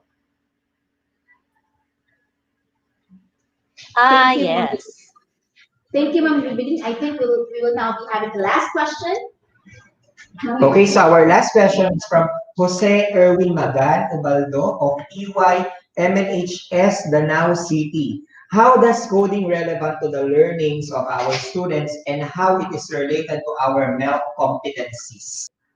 Okay, very nice question po. Kasi nga pag nagtuturo tayo, di ba, dapat naka-align siya sa MELC, yung most essential learning competencies natin, di ba? So yun, in my end, like for example, I'm a science teacher. So yung lesson ko is motion. For example, in a grade 5 class, may motion na topic. So doon, na-integrate ko yung hour of code kasi nga, di ba, may movement siya from one place to another. Alright, kung English naman, meron din yung following instruction or following direction. Ayan, yung kailan ka dapat, ilan ba dapat ang i-complete mo na task. Yung pinakita ko kanina, importante din yun sa coding, no? Dapat makasunod kung may instruction man. Kung wala namang instruction, ayan, yung bata talaga na nakakagamit siya ng kanyang critical thinking so at computational thinking skills po. Then, kung for example, kung sa ano naman, sa competencies naman for math, ang dami nun eh. Ang dami talagang pwedeng paggamitan. Yung how many times ka dapat mag-move forward, ilang ulit ka dapat mag-turn right, or kung ano mang pwedeng gawin. So, ayan, I know naman po, hindi madali sa iba, lalo na yung may mga limitations po sa ating mga devices, pero kung maniniwala po tayo na magiging bahagi po tayo and making a difference one child at a time or making a difference one day at a time, lalo na ngayon, marami na tayong OER na mga resources. So we are so grateful na din sa Educational Technology Unit. Sobra po silang busy para maituro sa atin ay yung mga tools na pwedeng gamitin offline, lalo na yung offline, para ma-enjoy naman ng mga batang walang internet connection ang mga tools na yon. Ayan. Yes, ma'am. And actually, in addition to that, no, you know what, coding po is not specifically for the PLE or ICT lang. Hindi siya for that. Actually po, pwede natin siyang gamitin and i-relate sa iba-iba pong mga subjects natin. It's across learning areas. It's just on how you're going to apply it. And actually, coding is more on logical thinking, di ba? So meron po tayong ino-offer dun sa ating OER. So meron po tayong Blockly offline. Ayan. Yes. So that is BLOCKLY, Blockly. So pwede nyo po yan gamitin para po matutunan ninyo po mag-coding. And you know what? Kasi ako natuturo din ako ng coding, pero it's web page designing. So yun yung tinuturo ko sa mga students ko. And merong video kasi doon na pinapanood namin and sinabi doon na you really don't have to be a genius in order for you to learn a code. Kasi katulad nga, di ba, ng story ni Mark Zuckerberg, if you can still remember, nung kinocode pa lang na yung Facebook, di ba? Meron siyang mga group of friends na yun lang talaga yung nakasama niya na ginawa nila yung Facebook. And nakita naman natin ngayon kung gaano kayaman si Mark Zuckerberg. Because definitely yung codings po kasi natin is our step in order for us to create something new. Kaya po, as much as possible, ino-offer po namin sa inyo in a way na hindi kayo matatakot into codings. And how Ma'am Rubilin presented code, hindi naman talaga siya nakaka-discourage, no? Talagang she opened gateways for us to know more things about coding. And we may use it in our classroom. Yes, kaya nga po sa ibang bansa, as early as grade 1, grade 2, Yes. nag-aaral na silang mag-code. And some schools, lalo sa mga private organizations, I believe, as early as elementary, may na-introduce sa kanilang mga blogging applications, such as Scratch. Yes. And with that, thank you very much, Teacher Rubilin. I know na marami pong natutunan ng ating mga teachers nationwide. And with that, we would like to congratulate you. And we also would like to remind teachers that we're going to have the evaluation so that your code will be posted later. And we will proceed to our next speaker. Congratulations, Teacher Ruby. Thank you very much.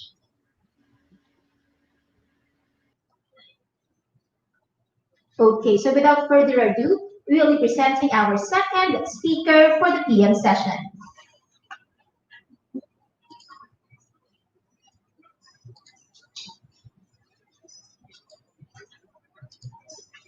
Our second presenter for today is one of the EdTech specialists of the ICTS EdTech unit from the division of Lapu-Lapu City, Region 7, Central Visayas. He has always been a sought-after speaker in the division, regional, and national trainings and workshops on ICT literacy, teaching with technology, Office 365 empowerment, and remote teaching and learning, especially during this time of pandemic for teaching and non-teaching personnel. With hard work, he achieves great things in the field of ICT integration. He always tries his best to learn the different platforms, and because of perseverance, he is able to not only learn but also to share to other teachers what he knows. An achiever himself, he has the following accomplishments. He won the following: first, Best Research Display during the first Regional Research Summit in 2018. Second, Best ICT Innovation for Governance during the first Regional ICT Summit in 2017. He authored the ICT Learning Action Set, or ICT LAC activity cards, published in DepEd LRMDS in 2018. He also wrote on energy education flashcards in 2017, on One Meralco Foundation and Coalition for article on the news, and published an article in the national news about why teacher has to use technology. He is the designer and developer of the offline module cell phone application in his division and published an action research funded by the Basic Education Research Fund for BIRF entitled Group Tutoring Using Web-Based Application as Remedial Approach. The author of research paper in international conferences like in MELTA or the Malaysian English Language Teaching Association, Sir Glenn presented this in Kuala Lumpur, Malaysia in 2015. He was recognized as the most outstanding junior high school teacher in Region 7 in 2018. Most outstanding junior high school teacher in Lapu-Lapu City Division in 2018 also. Best research display during the first Regional Research Summit in 2018. He is the Philippine representative in the APEC Education Forum through DepEd International Cooperation Office in Seoul, South Korea via Zoom in 2020, and in the World Robot Olympiad Friendship Invitational in 2018. Ulirang Guro ng Visayas and Ulirang Guro ng Region 7 by Manila Teachers Association in 2017. Most outstanding and innovative teacher during the first Mega Cebu Teachers Competition in 2014 by DepEd, Coalition for Better Education or CBE, and Aboitiz Foundation or RAPI. He achieves the following under the Microsoft and Google programs: Microsoft Innovative Educator, Master Trainer, and Google Certified Educator, Microsoft Certified Educator or MCE, Microsoft Education Ambassador or MEA, and Microsoft Innovative Education Expert and Fellow, MIEE and MIEEF. He is a Microsoft Ambassador of the Philippines and a Microsoft Innovative Educator Expert Philippine Representative to Educators Exchange, Budapest in Hungary in 2016. He completed his master's degree at the University of the Philippines, Cebu, in 2017. For more than 11 years, his teaching principle is he never minds if success doesn't always translate into financial rewards, but invariably satisfies his needs to impart his wisdom to others for the glory of God, who is his Lord and personal Savior, the greatest master teacher of all. Ladies and gentlemen, we are proud to present to you Sir Glenny Laping. Hi, Sir Glenn. Hi, Hello Sir Glenn. po. Hi, Ma'am May and Sir Jeff. Naririnig po ba ako? Yes po, loud and clear. You may Thank you so start much, Sir now, sir. Jeff. Thank you, Ma'am May, for that God-glorifying introduction. I am so blessed to be here and to be part of history. The very first virtual INSET, a national virtual INSET. We are now at the last topic. I know that. That's why we're very excited for our certificate of recognition. However, as they say, save the best for last. Of course, I will grab this opportunity to express my heartfelt gratitude and thanks to our, of course, number one, to our Almighty God, who is in His amazing grace have made all things beautiful in His time. So I would like to shout out to all the teachers and to all the very, very supportive DepEd officials in Region 7, headed by Regional Director Dr. Salustiano T. Jimenez. Especially to all the teachers in the division of Lapu-Lapu City, headed by Dr. Wilfreda D. Bungalos, and especially to all the teachers in District 2, headed by Mrs. Charina Ritzko Sagarino. And of course, the most awaited, my school head, to all my beloved Punta Engaño High School teachers, headed by Dr. Rena G. Sagarino, and Punta Engaño Elementary School, headed by Mrs. Annalyn Malingin. Hi, ma'am, and hi, sirs. I know that you are so very excited this time. So there they are. Thank you so much for your support for ETU and for this National Virtual INSET. And of course, to our DepEd Lapu-Lapu City Division's teams casters, DepEd Lapu-Lapu City coders, and the DepEd LLC Office 365 Rangers. Oh, ayan na guys, na-shout out ko na kayo, alright? At this time also, my OMF family. So, I made this slide so that para wala akong maiwan.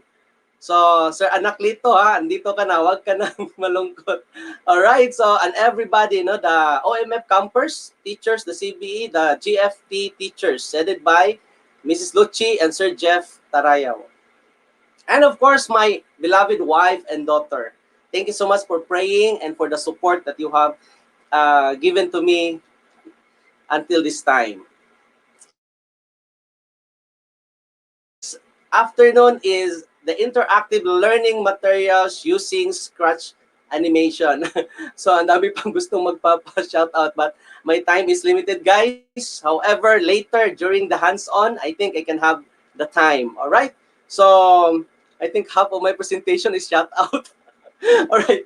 Kasi light na lang yung topic ko. This is just somehow like basic application on Scratch, because I will not go further anymore on the explanation part, why it's important to know about coding, because it was mentioned already by Dr.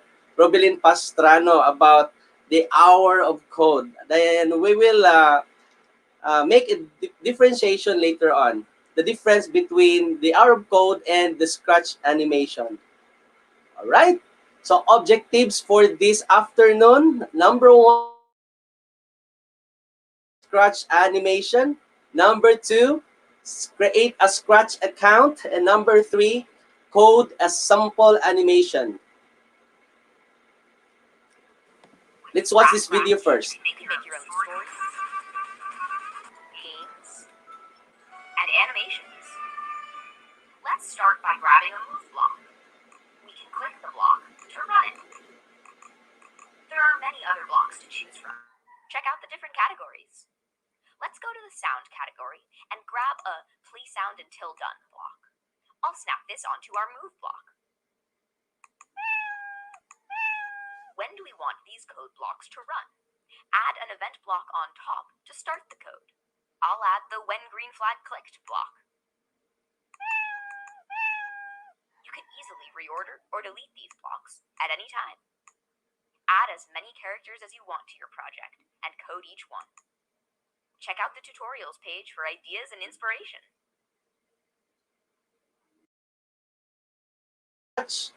So there you go. This is the logo. If you're going to search this one,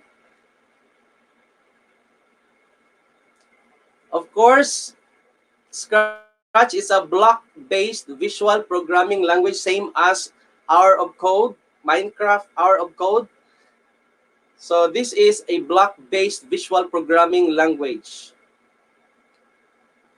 So ito po yung mukha niya, kagaya ng nakita ninyo kanina sa Hour of Code. Okay, so Hour of Code. So ito yung sequence. Katandaan lang po para sa mga nagtatanong kanina, saan ba gagamitin yung Hour of Code? Yes, no? Parang nababox kayo, parang nahihirapan kayo na, okay, kailangan ba talaga? Yes, because these are the basic,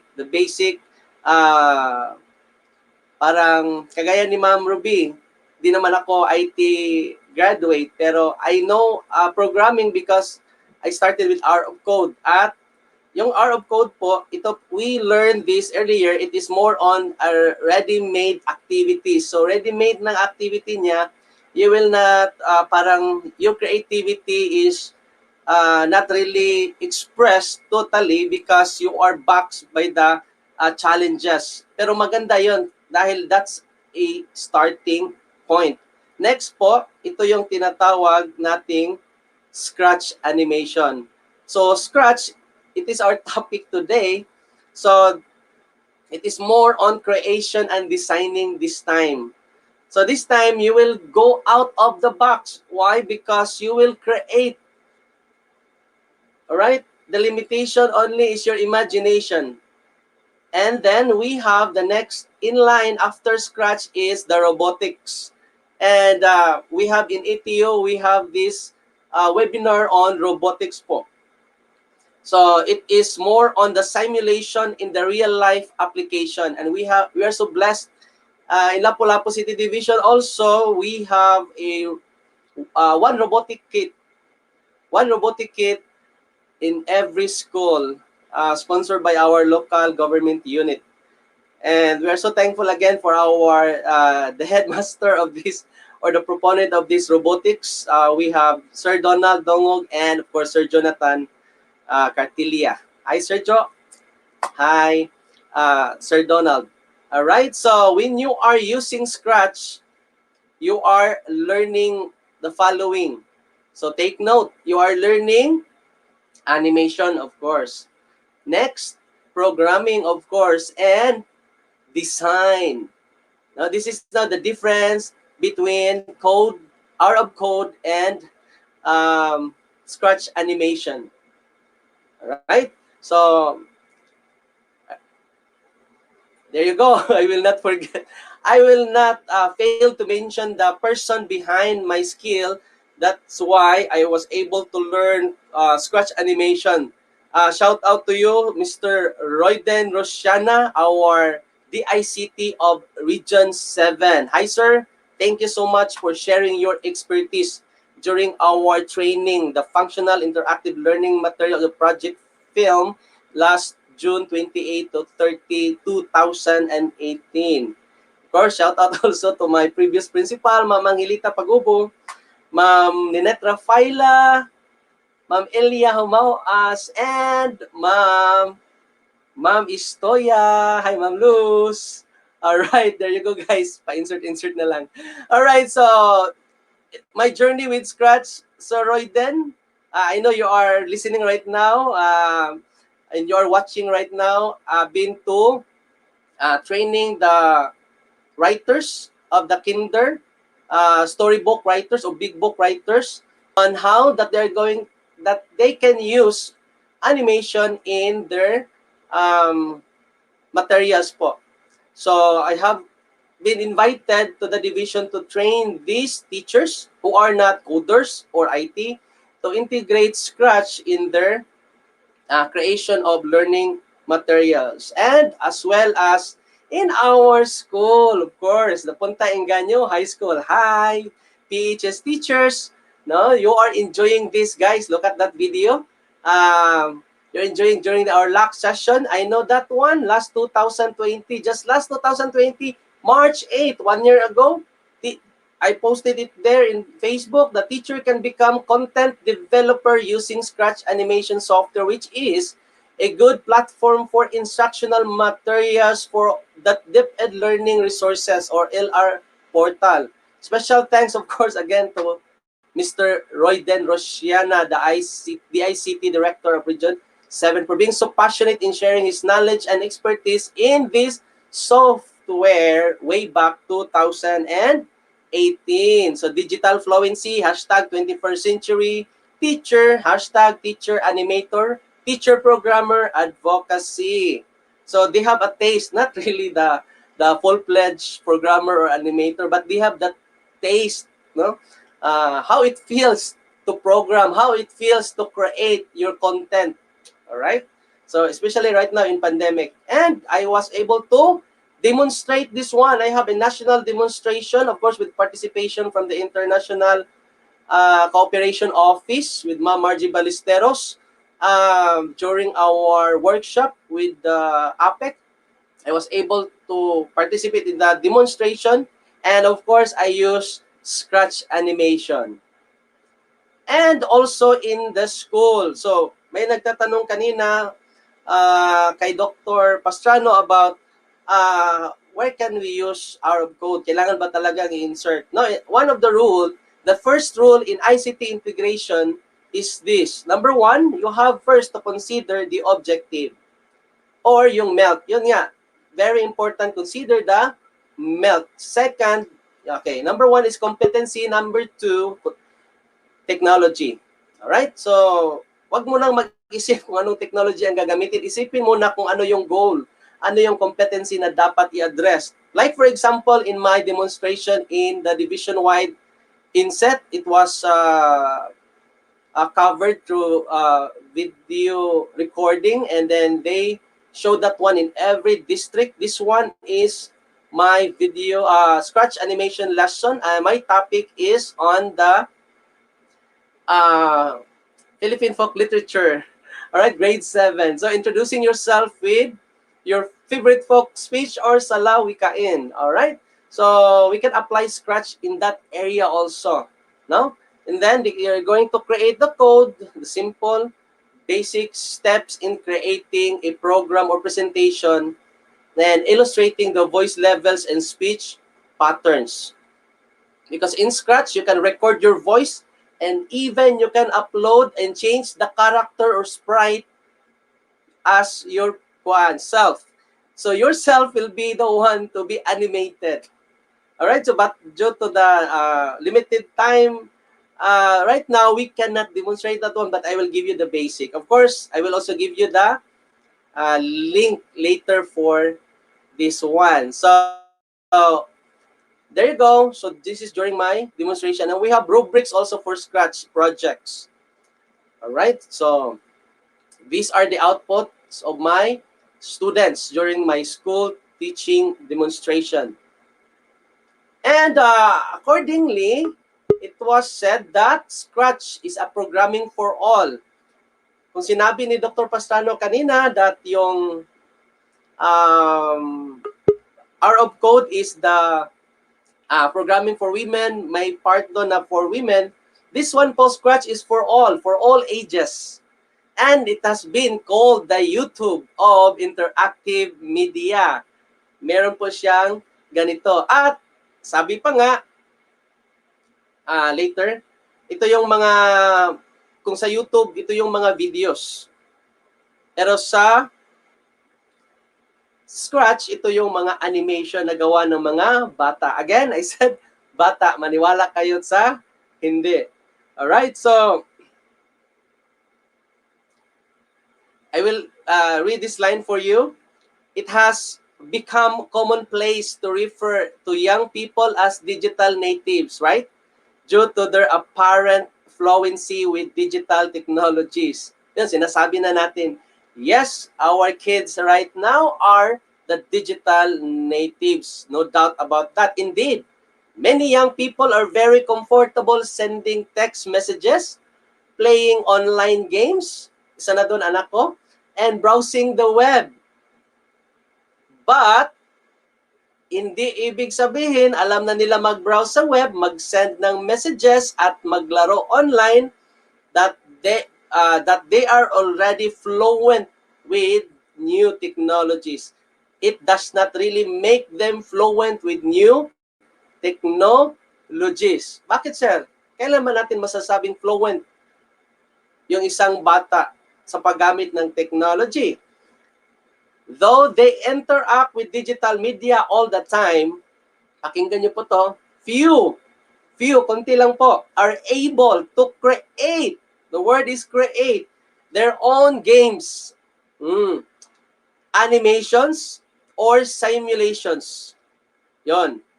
So, few are able to create their own games, animations, or simulations. It's as if they can read but not write. Tulad nito.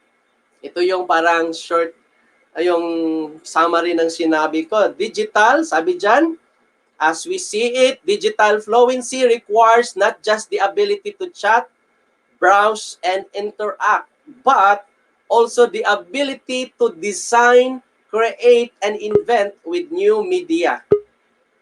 As my daughter did in her project during pandemic. Papanoorin ko po kayo sa ginawa ng anak ko. Ito po.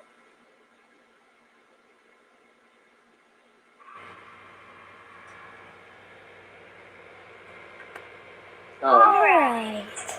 This time, this will be cool. Yan yung daughter ko. That was during pandemic po. Tinuturoan ko siyang mag-code. Yon. Alam na niya kung paano mag-code. Kung alam niya, malalaman nyo rin yan at matutunan nyo rin yung coding for all ages. Yon, yung isa. Yung expression niya, tingnan nyo, pakinggan nyo. Alright. That's easy. Yon, naglalaro, gumagawa siya ng game. Ito yung parang Flappy Bird. Yon. Yeah, he's going to catch as many hearts as possible. 24. Yon. Okay. Oh. Do it. Sir Kojak Ibanyo, shout out. Daming nagtitext, magpa-shout out, bro. No, you can do it. Alright, so... You want to make a game? So like walang that? magawa ang mga bata during pandemic, I can teach you. naka-quarantine sila. Ito yung sinabi ko sa post ko sa Facebook. One of the benefits of home quarantine, sabi dito, is the ample time you can spend with your children. I am taking advantage of maximizing this time in teaching my daughter the science behind mobile and computer game. Yes, like Flappy Bird. In collaboration with, ito kasing Scratch, developed in collaboration with Cartoon Network. So, meron talaga siyang malaking potential to teach our kids the basic of, or the science behind those things. Right? So, she enjoys not just by playing the game. Ito, maganda to.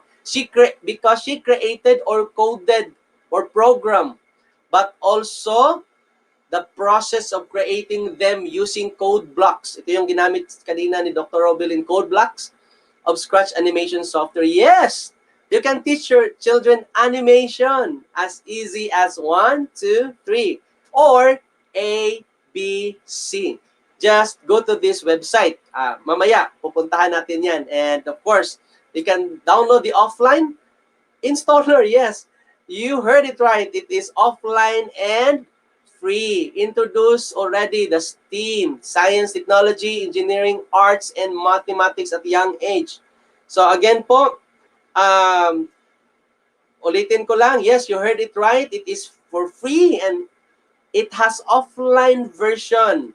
Later at the end of my presentation, huwag kayong kukurap. Sana naman, wag kayong kukurap mamaya. I will show you the link of the offline installer with video tutorial on how to install it. Kasi ginawa ng anak ko, walang internet. Alam ko may magtatanong, sir, online yan, mahirap. Okay, may sagot na naman tayo dito. May offline tayo. May offline version yung Scratch animation. Nakagandahan, yung ginagawa mong animation, you can convert that one into video. Wow. No? So you can create animation, story, and many more, or projects.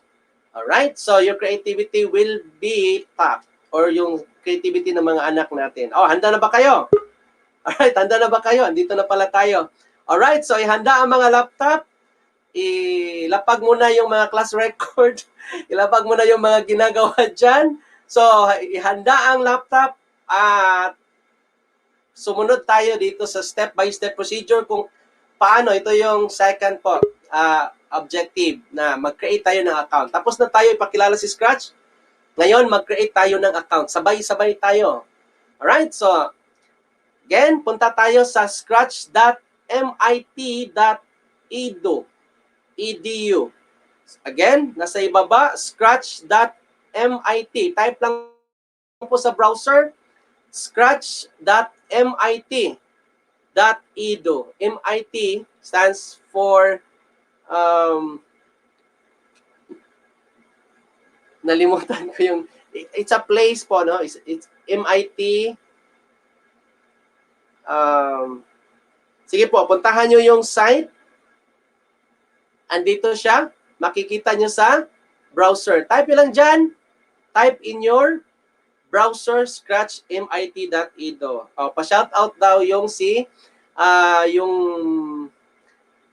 magaling natin na guro na OICESDS na ngayon sa Danao City Division.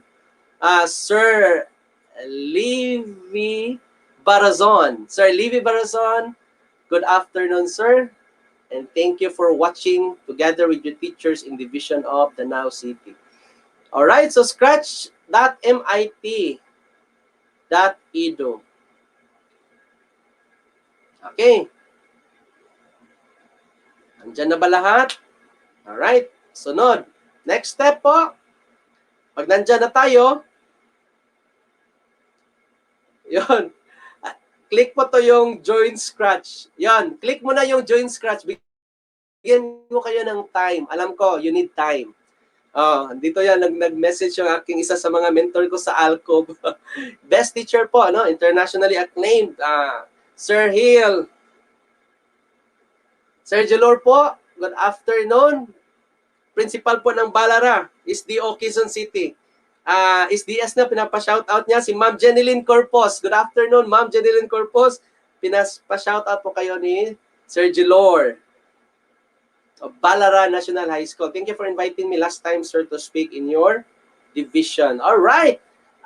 Na-click nyo na yung Join Scratch. Ito yung makikita nyo after. Yon. Meron kayong makikitang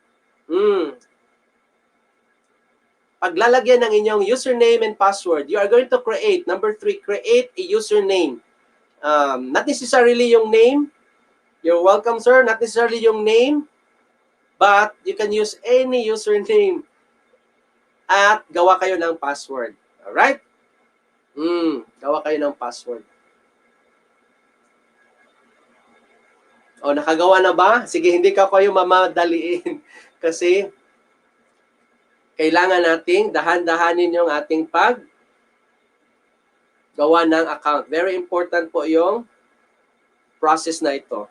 Kasi pag maiiwan kayo, hindi na kayo gaganahang sumunod. Ang daming nagpapa-shoutout. Ma'am Jade of Davao City. Our Mia there in Davao City. Alright.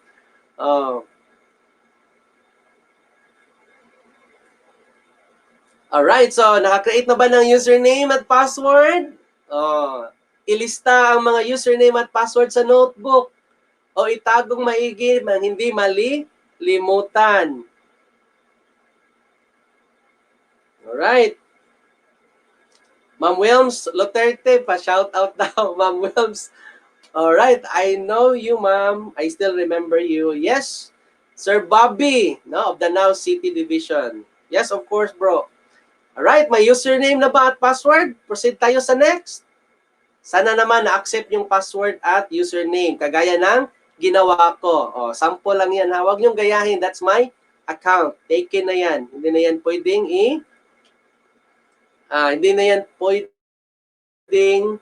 gamitin. You use the one so that you can create your own username and password.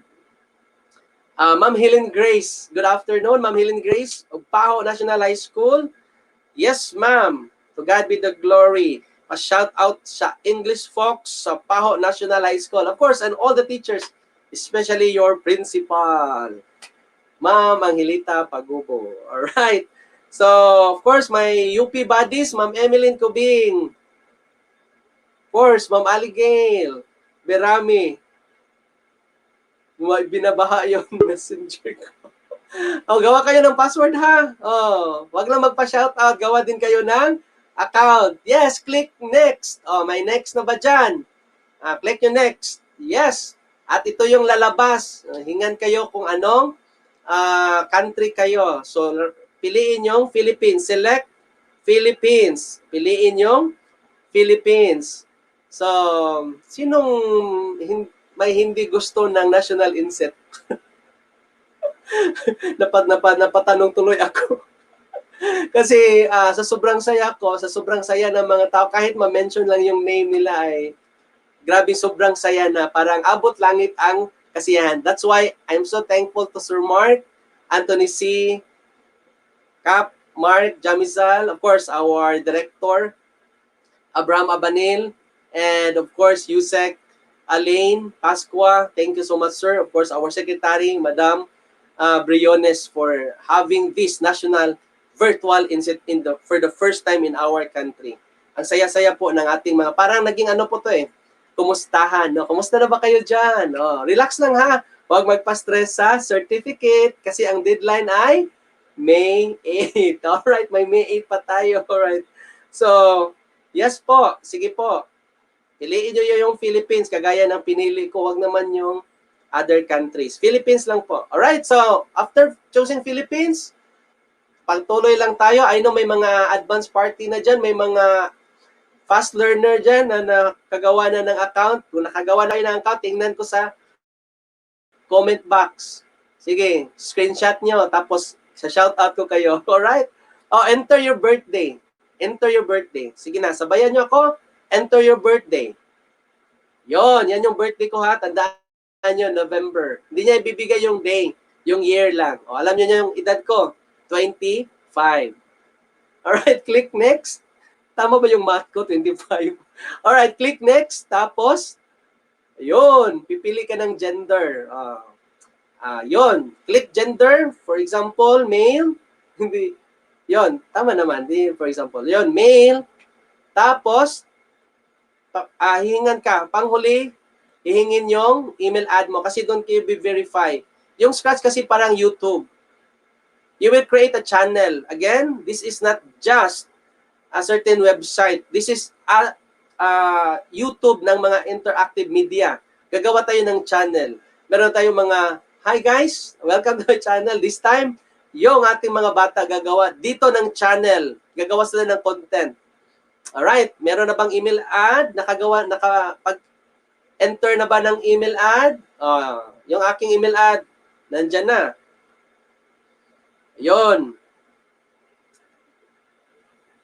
Yes.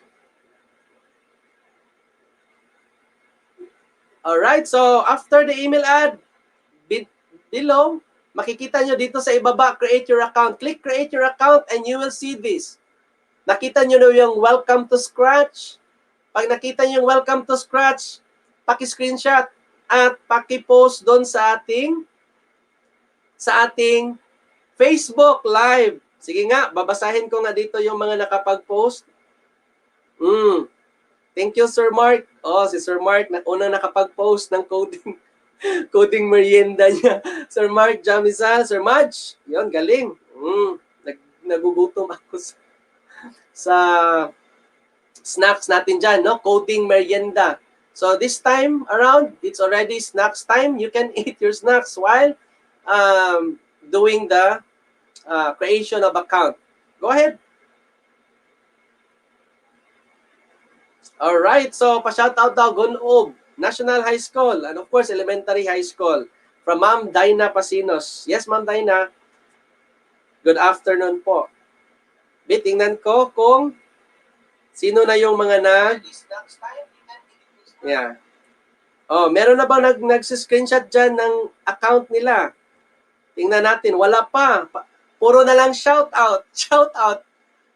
Mag-screenshot naman tayo po. Sige po. Sige po. Shout out natin lahat. Salamat po sa patuloy na pagsubaybay hanggang sa oras na ito. Yes. Hinihintay ko po yung mga screenshot nyo na naka-scratch na po kayo. May account na po kayo. Very good. Yes. All right. I cannot mention your name one by one, everyone. gawa mo na kayo na account. Pag nakagawa kayo na account, doon siya shoutout ko kayo. Ayun, meron na. Andito na. Yes, may account na si... Yun, nakagawa na ng account sa cellphone niya. Mercy Bangkilan. Mercy Bangkilan. Yes, congratulations, Ma'am Mercy Bangkilan. Dito na si Ma'am Mercy. Naka-create ng kanya account. Titingnan ko sa ETU. Ang dami na siguro. Tingnan ko.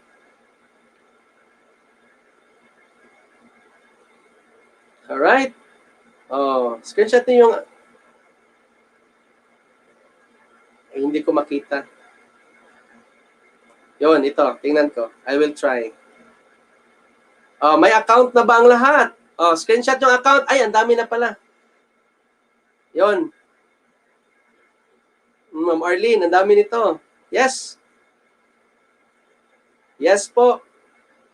Yes, Bangkal Knight High School, Sir Gilbert Iniquila. Yo, output natin. Yes. Screenshot lang po, screenshot. Yes, andito na. Next po is puntahan natin yung post a screenshot in the comment. Hindi dito nagtatapos ang ating pag-create ng account. Meron siyang tinatawag na confirmation through your email ad kasi nilagay natin yung ating email account. So dito sa ibaba, click Get Started. Pag na-click natin yung Get Started,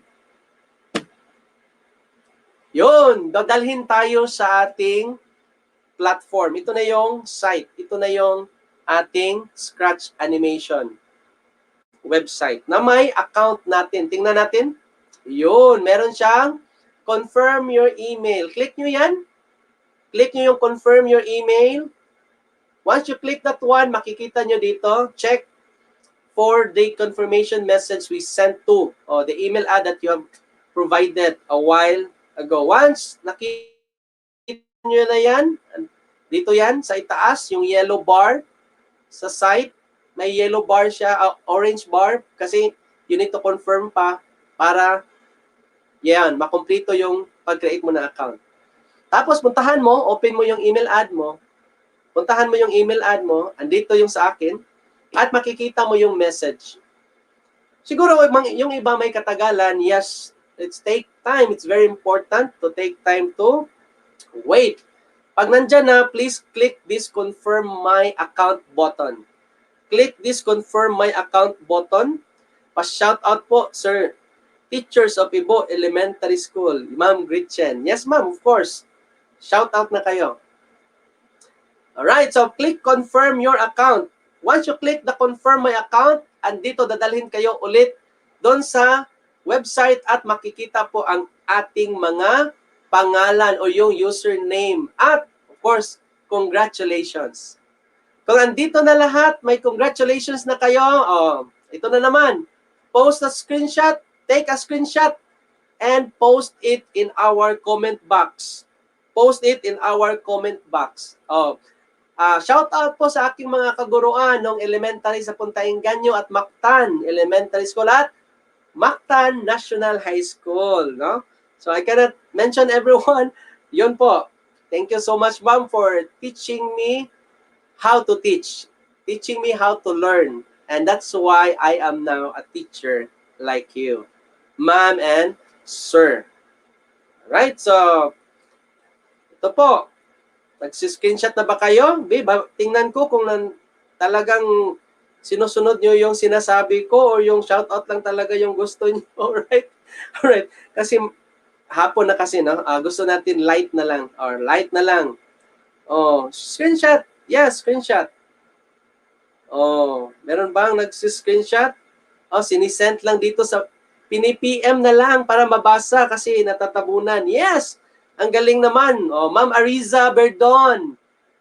Nalimutan ko yung new family name niyo po.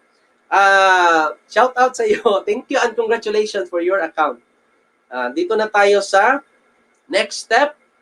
Ang next step po dito ay ayun,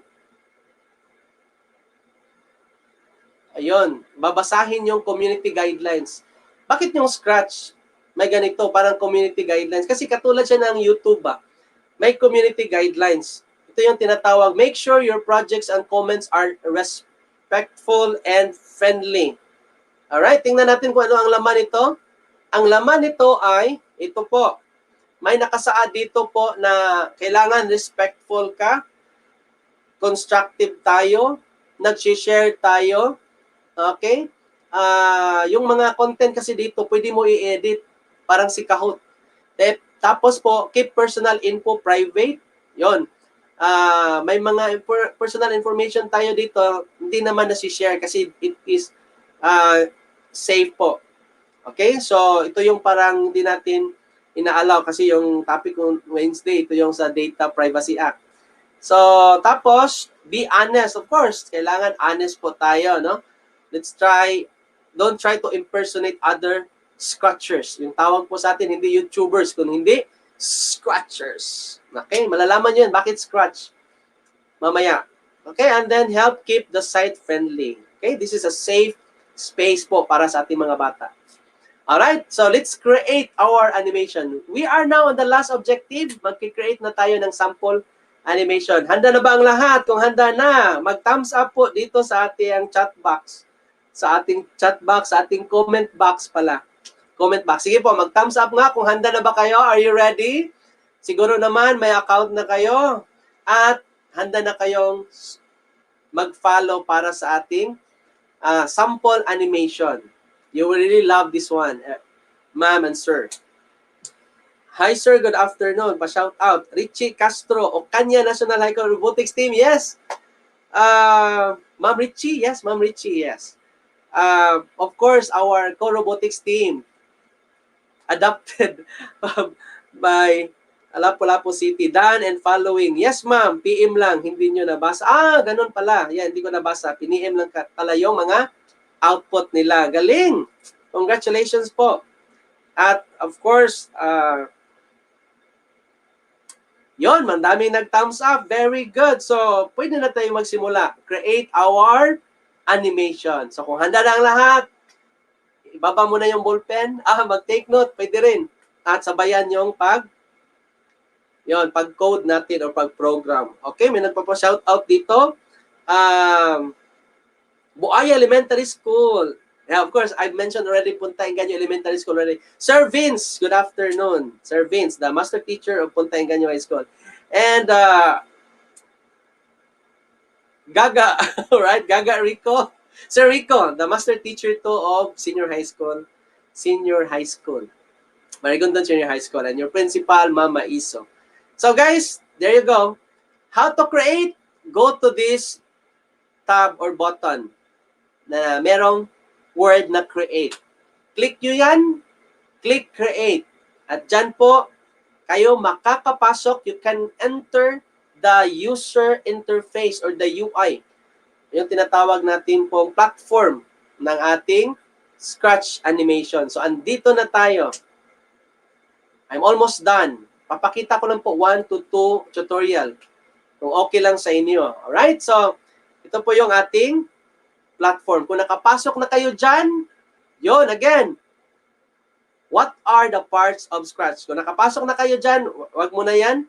Paki-screenshot nga kung nakapasok na kayo at paki-post sa ating comment section, sa ating Facebook page.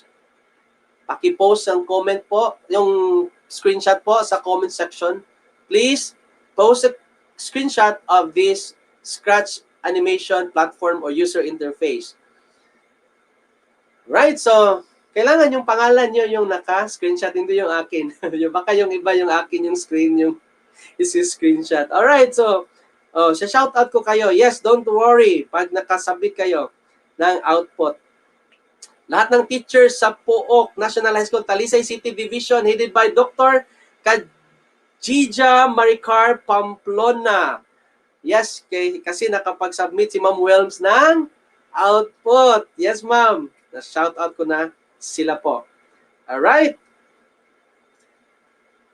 Punta tayo sa, ito yung, ano yung mga parts? What are the parts of Scratch animation? What are the parts of Scratch animation? Sulat nyo to. Very important. Bago tayo mag-direct sa inyo paanong mga gagawin, dapat alam nyo kung saan siya kukunin at ano yung tawag dyan. Alright? Yes, Ma'am Lara. Wow, my favorite teacher in Mactan National High School. Ma'am, my favorite teacher in ASP. Yes. Ma'am Lara. Yes, nagsabit siya ng output. 2, may video pa. Ang galing. I salute you, ma'am. And you are one of my role model po. Alright, so let's proceed sa mga parts po ng Scratch animation. Dito po, nakikita nyo yung pusa. Ito yung tinatawag natin na sprite. Yung character. Okay? Ito yung tinatawag natin sprite. Hindi cope, hindi sprite. Ito yung character. Tawag sa character ng Scratch. Ito yung pusang gumaganon. Kaya parang Scratch yung tawag sa kanya. Nag-scratch. Alright. Ito yung nilalagyan natin ng Scratch. Ito yung nilalagyan ng sprite or character. Ito yung stage. Dito po nagpe-perform si sprite. Dito po nagpe-perform si sprite. Alright? At ito naman yung blocks. Dito naman makikita yung mga code blocks. Yung sinabi nga kanina ni Dr. Robin Pasano. Dito po makikita yung mga commands na ilalagay natin dito sa gitna. Ito yung script. Ito naman yung script. Dito tayo nagsusulat para gawin ni sprite o yung character. Ulitin natin ha. Kung talagang na... Alright, anong tawag nito? Ang tawag dito, yung character ng Scratch animation, ang tawag nito ay very good, sprite. At ito naman, kung saan siya nagpe-perform, it is called very good. May sumasagot, stage. At dito naman yung mga blocks, kung saan nakalagay yung mga command, ito yung very good, blocks. Sinabi ko na blocks. Alright, at dito naman sa gitna ay ito yung tinatawag na script. Very good. Alright, so it's time for hands-on activity. Hands-on activity. Alright, so kung nakagawa na kayo ng account, post lang po yung screenshot doon sa ating comment section, comment box. Yan, pa-shout out. Soong Elementary School. Hi, Ma'am Lizelle, headed by Ma'am Lizelle. And of course, Ma'am Ana Marie, na gumawa ng output, nag-send. Ito yun. Yun, ang galing ng output ng Ma'am Ana Marie. Yes, congratulations, Ma'am Lizelle Abing and Soong Elementary School teachers. Alright, so para makakagawa tayo ng output, punta tayo doon sa ating website. Puntahan natin yung Scratch animation website. Alright. Dito po. Kung makikita nyo, if we can see the screen, we have this tab at the top. Ito po yung tutulong sa inyo para po makapagsimula. You can start animating or familiarize the commands or yung mga particular blocks kung anong functions nito. Yung motion, look, sounds, events, control, sensing, operators, variables, and my books. Heads up ko lang po pala yung ating mga kaguruan na dito sa Scratch, pwede na po tayong mag-code para sa robotics. Meron po siya para sa robotics. Kasi yung Scratch, pwede na niyang gawin yung command. Nandito po, yung para sa robotics. Dito po siya makikita. Pwede natin siyang i-add. Nandito siya sa ibaba, makikita nyo, ito. Music, pen, video sensing, text-to-speech, translate, microbit, Lego Mindstorm, EV3, Lego Boost, Lego Robotics. Alright, so ito kasi yung ginagamit namin sa Robotics, yung Lego, EV3. Alright, so click yung tutorial. Click tutorial. Yon, na-click na ba yung tutorial? You click tutorials at you choose getting started. Click getting started. When you click getting started, a video tutorial will appear.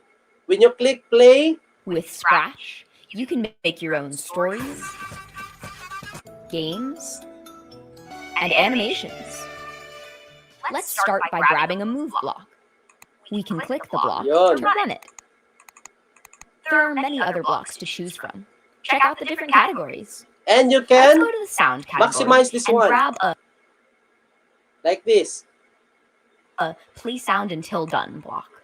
I'll snap this onto our move block. So this is what we called a while ago. Ma'am Rubilin mentioned this as the When drag anyone and drop wants these code programming. blocks to run, This is add a an drag event block and on drop top programming. to Still start the the same code. with Arab I'll code, add the when but the green flag difference clocks is block. you can create your own You can animation. easily reorder or delete these blocks at any time. Add as many characters as you want to your project and code each one. Check out the tutorials page for ideas and inspiration. Alright, so there you go guys. Subukan natin. Let's try this one. So sample is, if you will open this next, there's an instruction here, add a move block. The blue color, the good thing here is it's color coding. So it's color coded box, so it's blue. You can easily identify where's the move block or ito yung motion block. So click this one and then drag, double click, then drag and drop as what you can see here below. Alright, so naka-drag and drop programming na ba ang lahat? Just click the move 10 steps and then put it on the script. From the blocks to the script. Pa-shout out po sa Maribago, yung Maribago High School. Ma'am Adak and Ma'am Rosalie. Naning Naminaw. Alright, good afternoon ma'am. And yes, create also your Scratch animation. Pakisend po. Yes, that would be great that you will learn the basic of computer science programming. After this, you click this one, the move blocks, as what we can see here in the tutorial video, and look at the sprite. What will happen to the sprite if we will click the move block? What happened? Yes, it is moving. All right. So because it is a move block, and unlike Arab code, you cannot touch the character. But here, you can, yes, drag and drop. Drag and drop anywhere. You want to position the cat at the top, below, center, right, left, anywhere you want. Alright? So next po, tingnan natin yung next. Ito yung tutorial. Hindi na tayo mahihirapan pa kahit wala na ang speaker ninyo ngayon. Mamaya, meron kayong maipapagawa sa inyong mga anak na productive. Alright? Yung iba, grabe na yung screen time, no? Hindi productive. Dito po, they will become productive, I tell you. Yung anak ko, 7 years old. Alright. Okay, so next step is yung purple. Ito yung tinatawag na purple. Hello. Say hello. Ito yung, yes, looks. Ito pala yung looks. Okay? Say hello for 2 seconds. Lagay natin dito sa ibaba. At after that, i-click natin yung code blocks sa script. Tingnan natin kung ano ang mangyayari sa sprite. Yon, anong nangyayari sa sprite? Ang sprite ay, yon, nagsisay hello. Nagmo-move at nagsisay hello. At panghuli, yon, we are going to click the green flag to start. We are going to click events. The orange one, orange group, block, ito, events. When you click this one, yes, you can see the green flag. Sabi dito, ilagay sa tok-tok.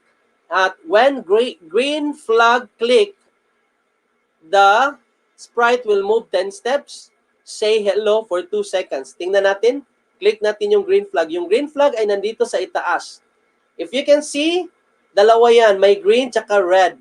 In the traffic light, ang green ay, very good, go. And yung red ay, stop. Pag na-click tayo ng green, mag-go siya. Pero pag na-click tayo ng red, mag-stop siya. Yan po yung purpose ng green. Ito yung purpose ng green. Ito po. Okay, so dito, natapos yung first, parang initial na tutorial na. 3 code lang, alam na natin yan. However, sabi nga ng ating mga host, second day I think, yung nawala yung sounds. Very important yung sounds. Ito yung nagpapaganda ng horror movie. Yung nagpapaganda ng mga pinapanood natin, nagpapaganda ng mga videos, lahat. Kung walang sounds, walang kabuhay-buhay. Kaya lagyan natin ng sounds. Dito po tayo sa sound block. Dito po. Tapos, ito yung sound niya. Drag and drop dito sa ibaba.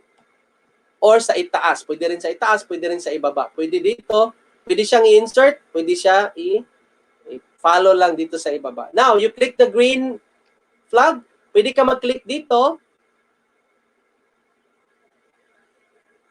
Pwede ka din yun, yun. Ayun, pag narinig nyo na yung pusa na nag-meow, yun, success. Yun. Yun yung translation ng meow, hello. O, lagay natin siya dito sa tok-tok. Tingnan natin. Ayun. Hello. Sabi niya, hello. Alright, so, pag nakafollow kayo dito sa first sample, congratulations. Congratulations. Ito yung code. Screenshot nyo na. Pwede nyo gawin. Mamaya, mahina kasi yung internet ko, sir. Sige, gawin nyo mamaya. Screenshot mo na lang yan. Kasi mamaya, ipa-flash ko yung link ng offline installer at saka yung video tutorial. Alright? So, yung next step ay gagawa tayo ng story. There is this one, create a story. So, the next project is creating a story. Okay, so but I think I don't have the luxury of time to do that. You can use Scratch to tell a story. Yon. You can use And Scratch you to play tell the a story. video Create and a you can conversation. maximize Use the Scratch to video tell a if story. you like Create to. a conversation. Switch. Yan, story.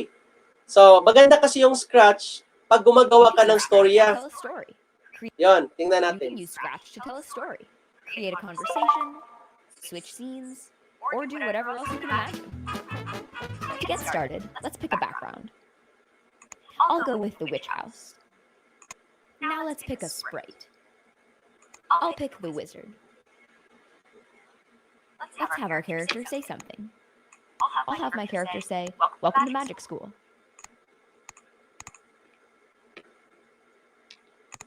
Ayun.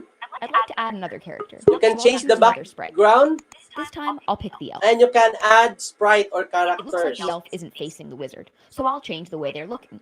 Let's go to the costume Sir tab and Hipolito, choose flip Sir horizontal. Mama, So the costume good is now afternoon. flipped Yes, to face the sir. wizard. Thank you so much for watching. And Santa Fe Conversation. National High I'll School, add a say block to nagpapa the shout sprite. out, headed I'll make by this Sir character say, Noel "I'm going on a quest." Nervida.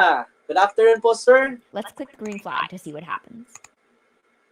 They both speak at the same time, so let's go ahead and add a wait block before the elf speaks. I'll make Oh, this ayan. 2 seconds. Oh, Let's have the characters change. magsiswitch sila I'll ng add another background. This time, I'll choose mountain. Oh. I'll reselect the elf sprite and go back to the coding area. Ayun, magsiswitch sila ng background. Characters Pupunta start sila the witch house. ng cave. Galing sa bahay, papuntang cave. Wait 4 seconds, which is how long Suba the Masulong conversation Teaching is, Force headed by Miss Arlene T. Sumalinog. and then switch to the And background. PSDS Maria Marisa Maglangit. Yes, sir. I have shout out na po, Sir Mel. All right. And all the ICT coordinators, elementary and high school of DepEd Lapu-Lapu Let's City go back to Division, the of wizard course. sprite and add a when And Ma'am Cheryl. Yes, Ma'am Cheryl. I've seen your I'll set it output. to Yes, mountain ma'am. and Very make the good. wizard Ang ganda high. nito. Ma'am Cheryl Ann Del Castillo and the faculty of Try it out. Tapal Elementary School, Karkar City Division, and all Karkar Hanon. All right. Looks good. Yes. Now let's replay the project. I'm checking your output, guys. Literally Yes, may showing output up. na naipasa That's because we've si hidden it. So what Ma'am we need to do Novim. is add Yan, a pa-shout show out sa block at the Kalawisan top Elementary School, so that Principal whenever someone Verna replays the project, Alipar, the wizard and will the show Kalawisan first. teachers. Kalawisan Elementary School teachers. Pa-shout out po. Po. Click the green Teaching arrow to Force. see this code again. Pa-shout out po. And explore Po. what else you might add to Teaching your story. Force. Headed by Sarah Oli Locos. Good afternoon, sir. Requested by Ma'am Gwen Langga. Gwen Templado, the Ranger. Alright, so that ends, guys, the tutorial video. If we will follow this one, yung pagpalit pala ng background, dito yan makikita. Choose a backdrop or background.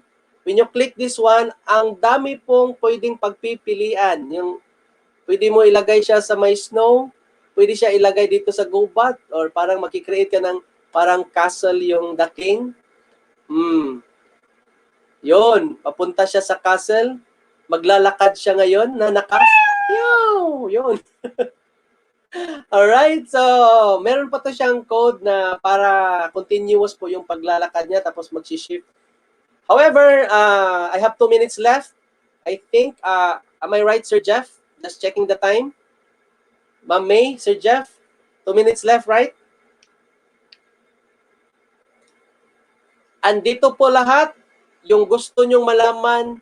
At after this, pag alam nyo na to, you can now create your own creation in your own, based on your imagination po. Again, your imagination is the limit. How creative you are in creating this one. Pwede kayo makakapagawa ng games, stories. Dito po yung mga sample. Papakita ko po, may mga ginawa na po yung iba. Tapos ang gagawin nyo lang, i-edit nyo na lang yung kanilang mga code. Andito, punta kayo doon sa, dito po, dito sa home. Click nyo yung scratch na logo. Tapos, click nyo yung mga featured projects. Kasi itong mga featured projects po, this one, ito na lang, Women's History. Meron dito Women's History. Yung kagaya nito, Jackpack Cat. This, for a while. These projects are editable. Sinishare sila.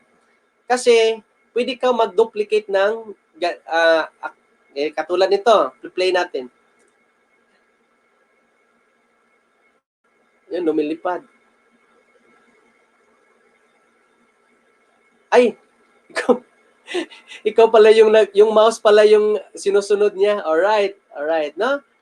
Yun, yung mouse yung sinusunod niya. Alright. Explore pa tayo ng mga magagandang gawa. First timer ito, katulad ninyo. Alright, so dito, meron din dito mga games. Tingnan ko yung, may na-open ako kanina parang story. Battleship. My point is, pwede nyo silang silipin yung code nila. Ito. Pag teacher kayo, ito yung gagawin nyo. Maglagay kayo ng instruction dito dahil may channel kayo. Tapos, ito yung asynchronous part. Ito yung parang instruction kung paano siya laruin, paano gagawin, or ano yung gagawin nila. Alright? So, nandito yung notes saka credits. Click na lang yung C inside. Ang dami nang nag-like nito. Wow. You click C inside at makikita nyo po ang code ng Battleship. Press to begin. Spacebar pala. Spacebar dito. Yun, galing. No? Attack. Meron siyang ganyan. So, ito yung code. Alright? Or balikan nyo yung mga tutorial. Tapos, nandito po yun lahat. Yung pwede nyo gustong malaman para po makapag-create kayo ng mga animation that tells a story, or yung mga bata nyo will introduce themselves. Hindi naman sprite yung gagamitin nila, kundi yung mga mukha na talaga nila yung kanilang gagamitin para po as their output. Alright? So,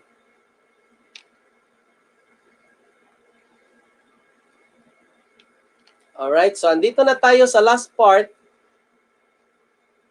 Screenshot po. Pag natapos nyo po yung kahit lang isa, yung isa lang, na, para hindi naman mabigat kasi hapon, na, kahit na lang po yung isa na ginawa natin kanina, yun bang yung si Scratch Meow, nakapag meow kayo, success na yon. Meron na kayong fulfillment sa ganon. Pa-screenshot na lang po, pa-post sa comment box natin, or pwede nyo po i-post ninyo sa Facebook wall ninyo, at saka pa-hashtag na lang po yung National Virtual INSET 2021. Para doon na lang natin sisilipin kung sino-sino po yung mga naka-follow po. However, do not be dismayed or discouraged kasi yung mga walang connection, meron tayong offline installer po. Alright? Okay. So,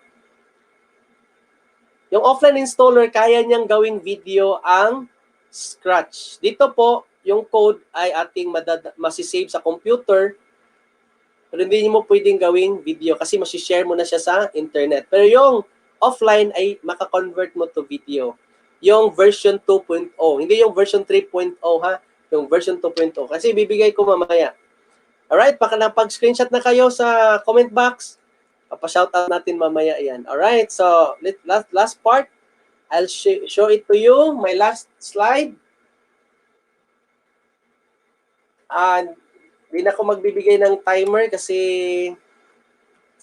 punta na ako sa last part. Ito po yung verse na gusto ko pong ibahagi sa lahat ng mga kaguruan.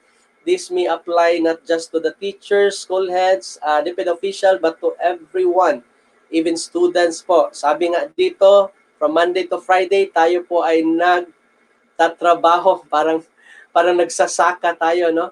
Nagsasaka tayo sa kakahintay, may mga encountered tayo na mga problems. We cannot really, may mga challenges po talaga na na-encounter. Katulad na lang po ng pagsasaka. Sabi ng Colossians 3:23 at 24, and whatsoever you do, lahat ng mga ginagawa natin, kahit yung inset po, do it heartily. Gawin lang po natin na bukal sa ating puso. As to the Lord, para po sa Panginoon, and not unto men. Hindi po para sa tao, knowing that the Lord, ye shall receive the reward of the inheritance, for ye serve the Lord Christ. Dahil po, sa itaas, meron po tayong Panginoon, no? Na ating Lord. Sana po ay may natutunan kayo ngayon, kahit basic lang po yan, kasi yung training namin kay Sir Roy din ay 3 days. Hindi kaya yung 1 hour, hindi natin makompact yung 1 hour.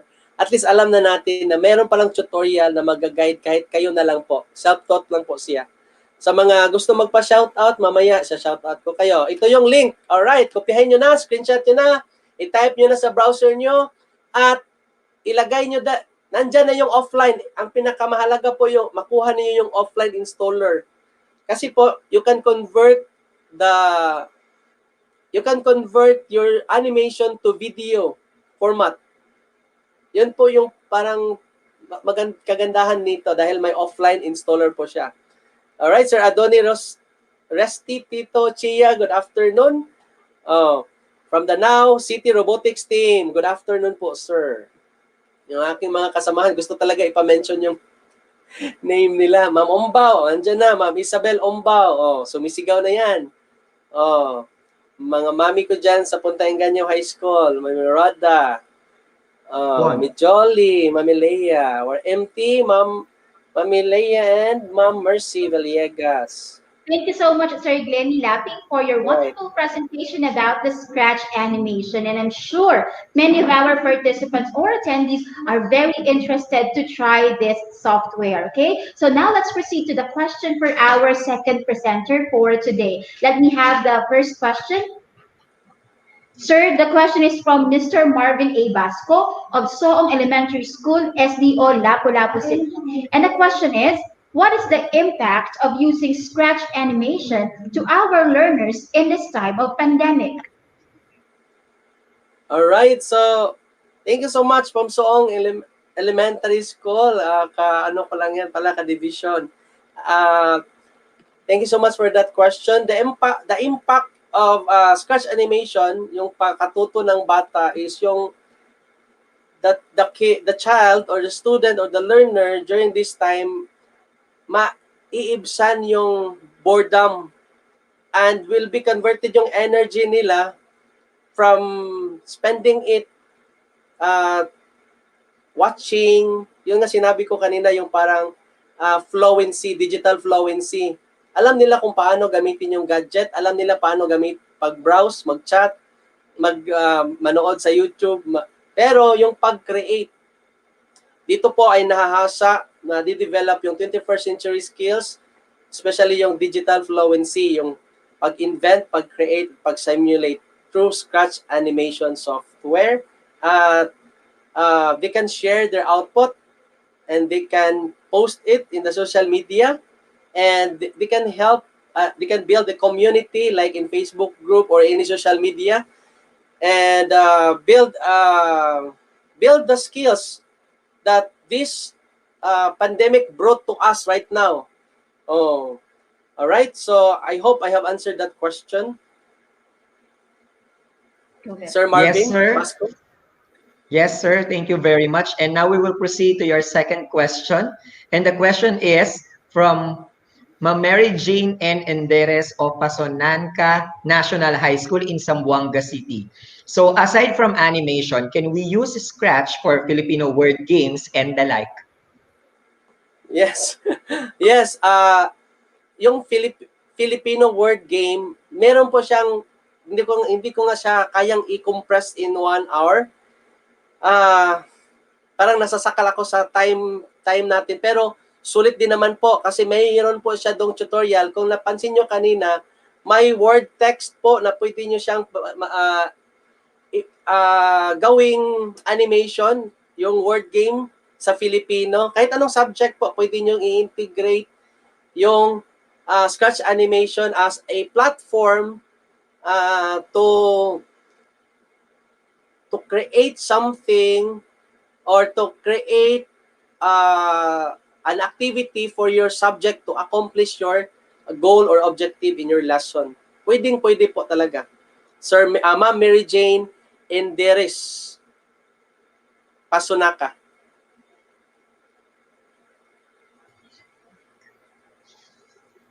Yes, sir. Thank you very much. And I know that our teachers right now have an idea about the Scratch animation. So we are very much thankful for having you here, Teacher Glennie Lapping. And maraming salamat po and keep safe. Thank you, sir. Ingat po, sir. Thank you so much. Thank you, Sir Jeff. Thank you, Ma'am May. Opo. Yes, right now, Teacher May, no? So we will proceed with the impressions that we have received from our guests for this afternoon. Okay, but before we do that, let me present or let us flash the QR code for the evaluation of our PM presenters for today. So this is the QR code for Mr. Glennie Lapping's presentation. And this one naman is the QR code for Ma'am Rubilin Pastrano's presentation about hour of code. Let us now go to the impressions of our selected teachers and principals all over the nation.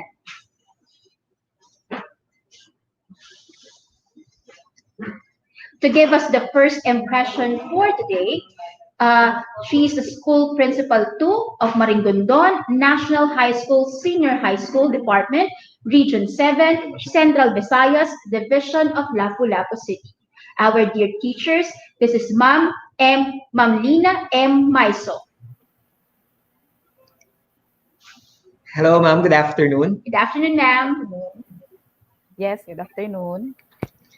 Yes, Hello. so we are very much excited to hear your impression about our first ever virtual INSET 2021. You may start, ma'am. Okay.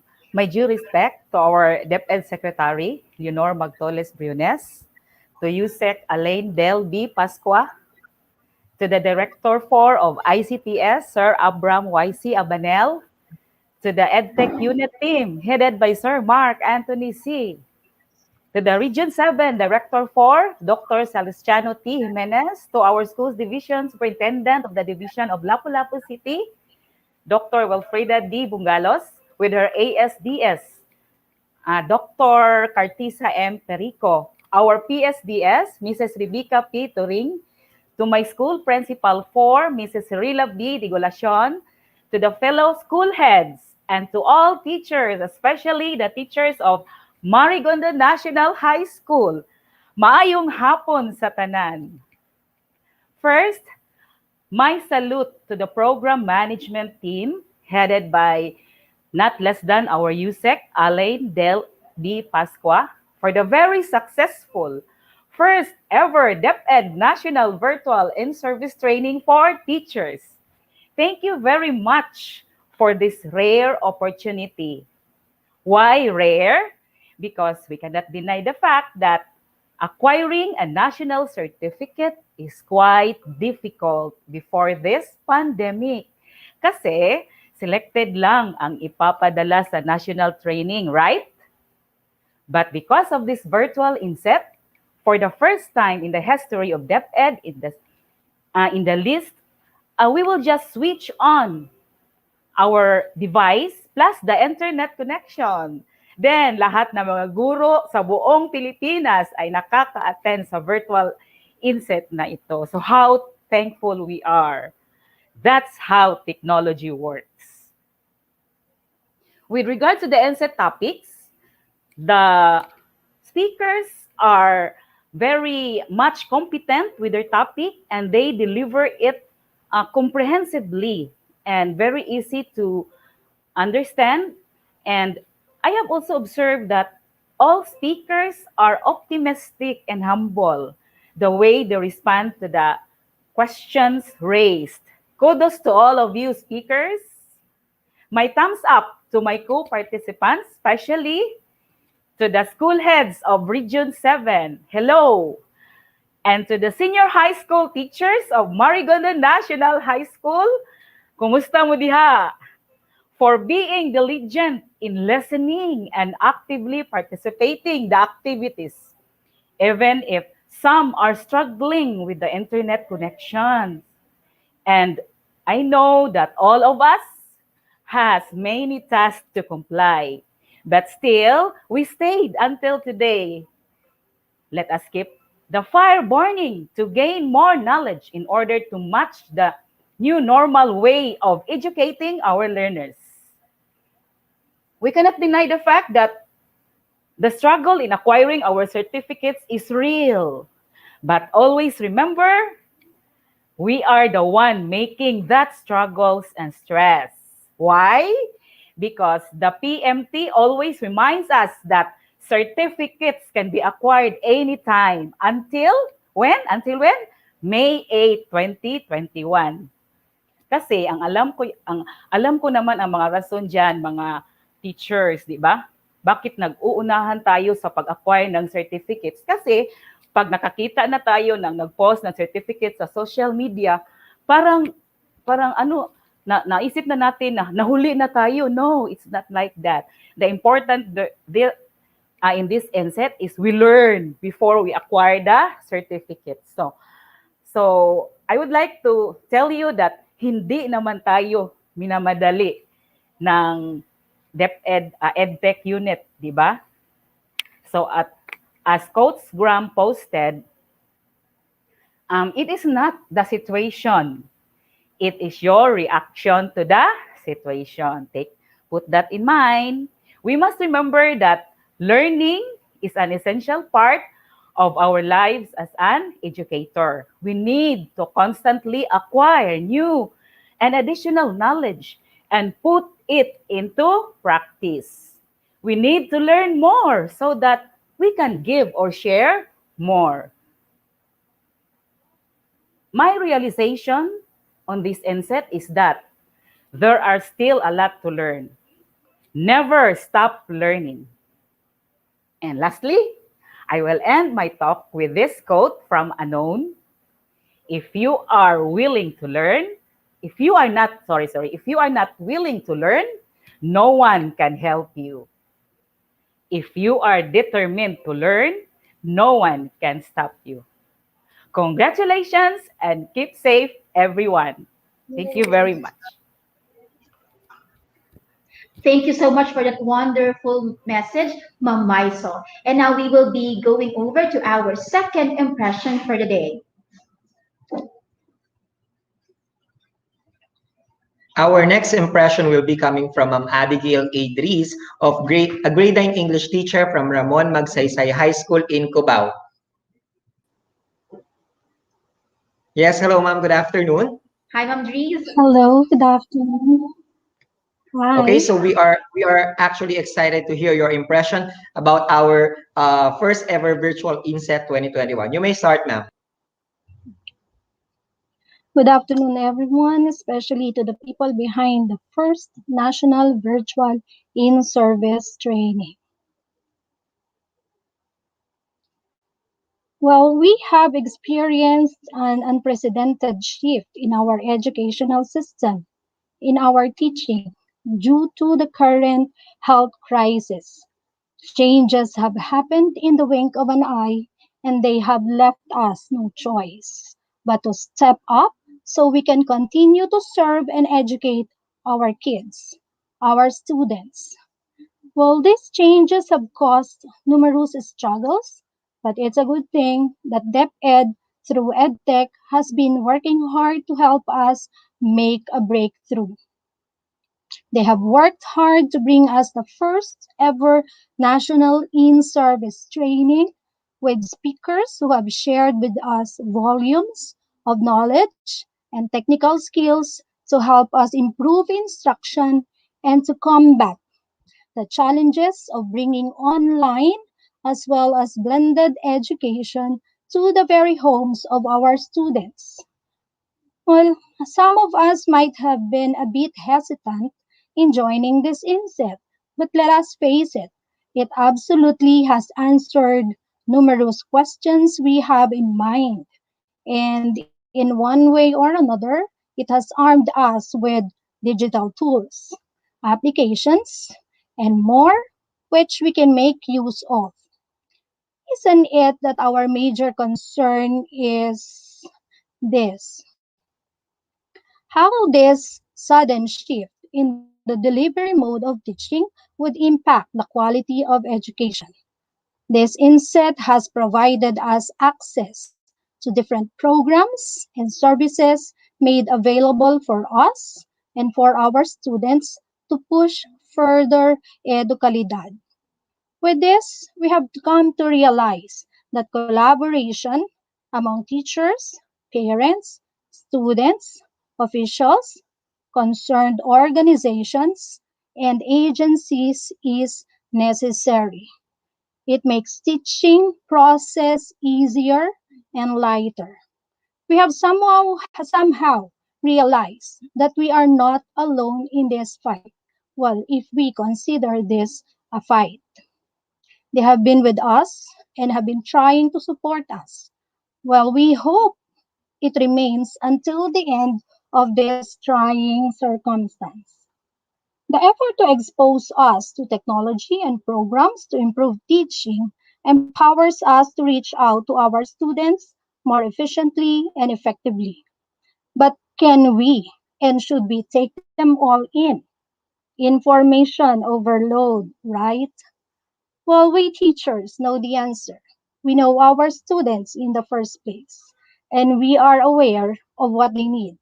We can then examine and explore the full potential of ideas, concepts, technological platforms, and applications we have learned. We can determine which among them suit the needs of our learners best. We can tell which are applicable and effective. Bear in mind, though, that we need to exhaust all available resources. If resources become unavailable, let us be innovative enough to create. This may be difficult and cumbersome, but I am sure it is possible. Look at this virtual INSET. DepEd has made it possible, so we can create possibilities together for the welfare of our dear learners. EdTech is here to help us anyways. Also, we are passionate, no doubt about it. If we're not, we would not participate in this 5-day INSET. Well, it takes us many hours, right? Well, it's a good thing that EdTech really is with us, and they are actually going on tours for tutorials, aiming to educate more and more teachers technologically.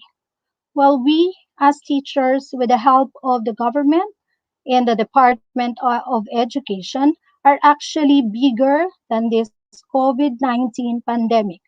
We look forward to the time when we are provided with strong internet connectivity, necessary equipment and gadgets, stronger and more visible support, and more trainings. This pandemic affecting us and the educational system will just be likened to an ordinary system glitch. Let us continue making a difference, touching and changing lives. Sama-sama sa pagsulong ng edukalidad. God bless us all. Keep safe. Thank you so much, Ma'am Abigail Dries. And now to give us our third impression, let's have, again, to give us the third impression for today's session, let's have Ma'am Flordelisa A. De La Rosa, Principal 3 of General Vito Villarmino Integrated National High School, SDO, Cavite Province. Hi, ma'am. Thank you very much, Teacher Jeff and Teacher May. To the head of the Bureau of Education, DepEd Secretary Leonor Magtolis Briones, Undersecretary for Administration, Yusek Alain del B. Pascua, Director Abram Abanil of Information and Communications Technology Service, Sir Mark Anthony C., Head of ICTS EdTech Unit, esteemed trainers, devoted teacher participants, and viewers from all over the country who patiently and enthusiastically tuned in for 5 straight days in this virtual INSET 2021, my warmest greetings to all of you.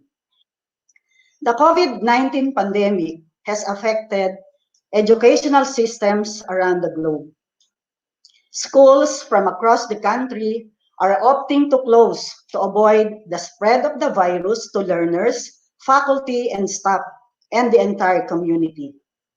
We are all bombarded with uncertainties as to how we are going to deal with our daily lives and how our learners will not be affected by the worldwide crisis.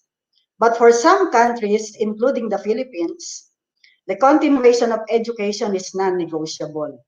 Though we are all struggling with the sudden paradigm shift in the educational system, the Bureau is exhausting all means to ensure that the teachers and the students will impressively cope up with the changes brought about by the spread of the virus. Thus, the conduct of this webinar worthy of acclaim. Participating in this week-long INSET made us realize so much about the situation we teachers are all facing and how we can successfully facilitate learning. Hearing inspiring words from the educational leaders and the resource speakers refueled our passion for teaching learners and sharing our skills and knowledge to our fellow educators despite unfortunate circumstances, knowing they are with us in this challenging endeavor.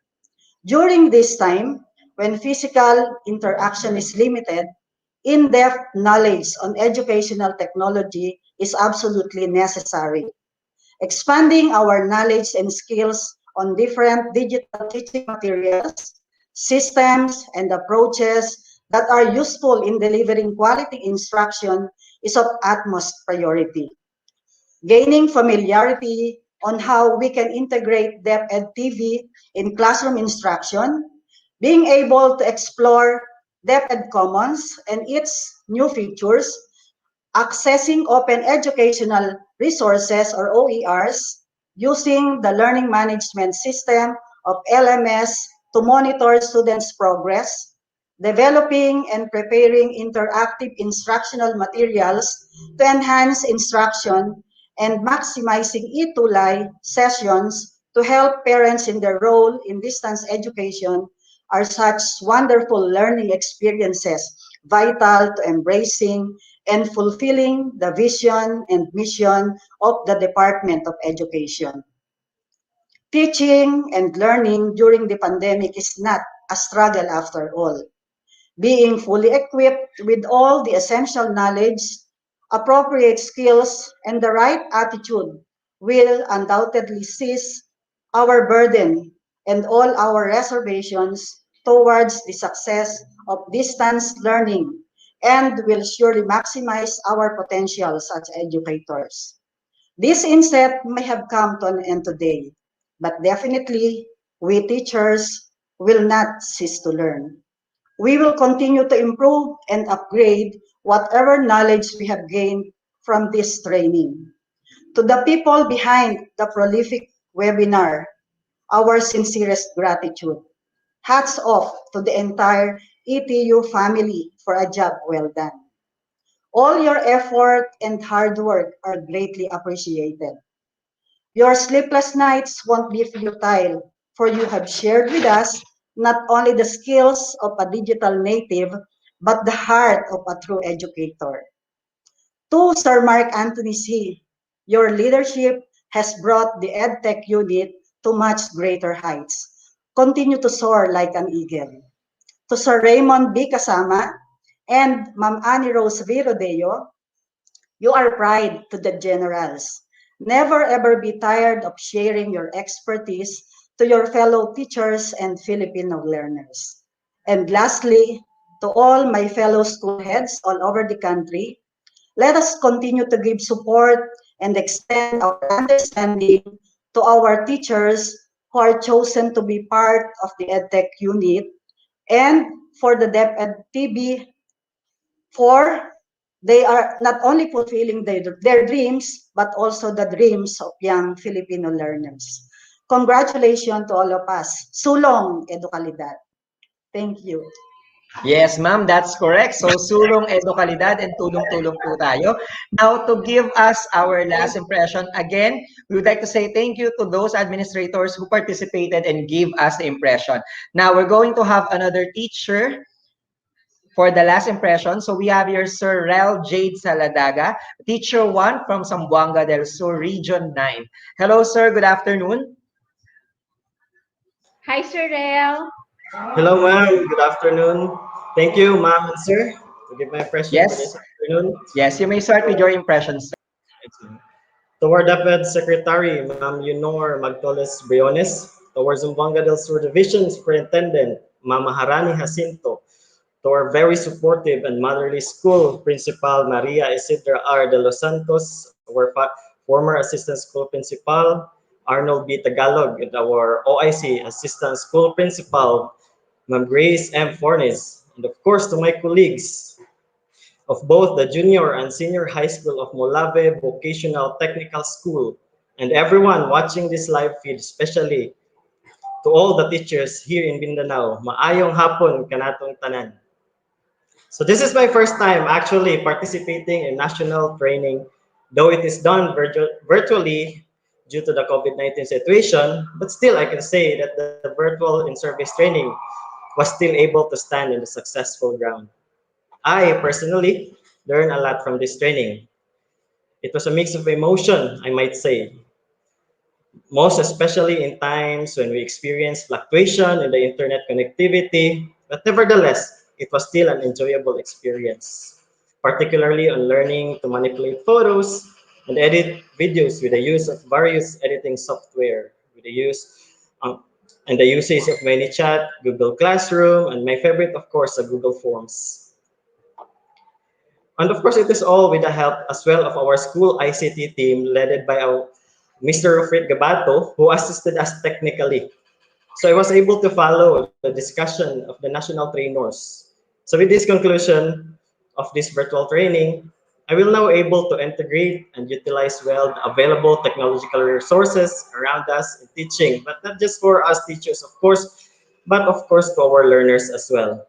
In trying times or normal situations, national trainings are useful. Therefore, congratulations to all the staff for this achievement of this virtual service training. In behalf of Molave Vocational Technical School, thank you, Educational Technology Team. Thank you, Department of Education. So to all teachers in Mindanao, especially to my friends, the commando teachers, we can now go beyond borders in teaching our learners.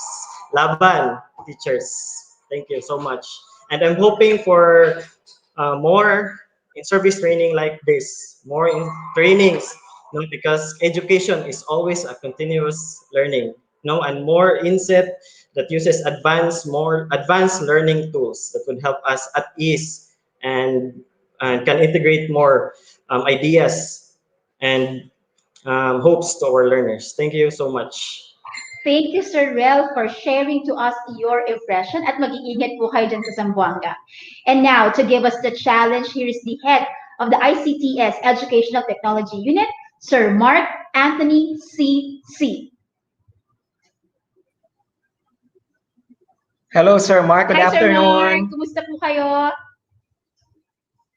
Ay, Sir Mark, walang music. Sir, no audio po. No audio po, sir. Pa-check po. Ayan, so kitang-kita naman natin, handang-handa si Sir Mark. Gusto ng sign language, no? Kasi talagang kinikater natin lahat ng mga klase ng mga students natin, no? At kung nagtataka po kayo bakit medyo blurry yung camera ni Sir Mark at siya po ay nasa Dumaguete. remote. Yes, nasa Dumaguete si Sir. Pero kahit po siya ay nasa remote, kahit malayo po siya sa central office, no, handang-handa si Sir na magbigay ng kanyang challenge. Ingat po kayo dyan, Sir Mark. Yes. Hello, Sir Mark. Okay na po? Let's see. Audio check. All right. Okay, so since we are still waiting for Sir Mark, no, we're going to have another message that will be given to us by no other than our Undersecretary for the Office of the Undersecretary for Administration, Yusek Alain Del B. Pascua.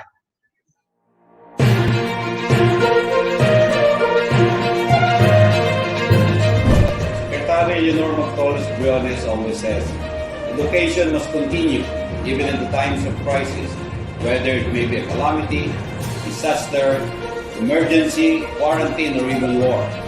Teachers are called to the forefront to ensure that learners continue to receive educational services in this challenging situation. As teachers, you are faced with the enormous responsibility of reaching your learners and to continue your professional development to ensure that you are equipped with up-to-date tools and skills to better teach your students. The Office of the Undersecretary for Administration, through the Educational Technology Unit of the Information and Communications Technology Service, or EdTech ICTS, the Department of Education brings you this first of its kind, virtual and centralized in-service training.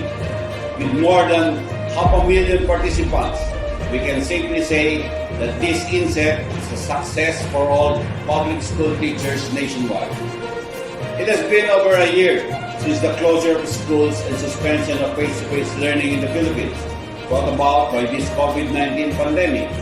It's been a difficult and challenging road for us here in DepEd, but together we have all risen above the challenges and are now about to close the school year 2020 and 2021.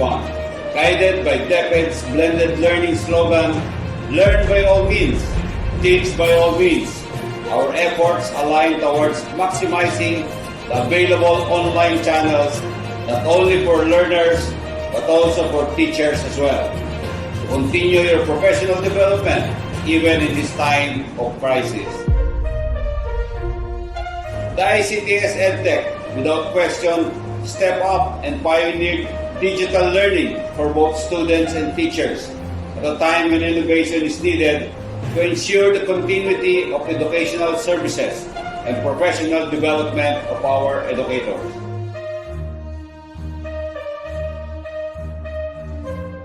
Education in the Philippines has evolved, including all of us as part of the DepEd family, and we will continue to evolve as a country while the world copes with the effects of this COVID-19 pandemic.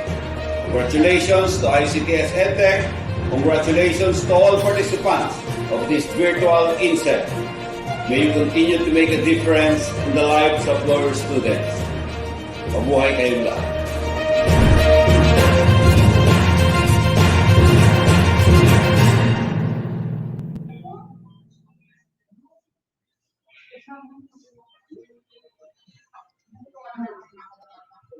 Yes, good afternoon once again, and we would like to express our gratitude to all the teachers as well as the principals who are actually supported us with the first ever virtual INSET 2021. Yes, many of the school principals and teachers no ay nakisama sa atin no at tumutok mula day 1 hanggang day 5. Maraming salamat po sa lahat ng school heads and teachers po na umagapal, sumuporta sa ating virtual INSET. At pagpasensyahan niyo na po ng mga teachers kung hindi po namin maisasama na ang inyong mga shout out because it's already 4 o'clock and malapit na po natin malapit na matapos itong ating INSET. Okay, let us check if Sir Mark is here with us. Sir Mark?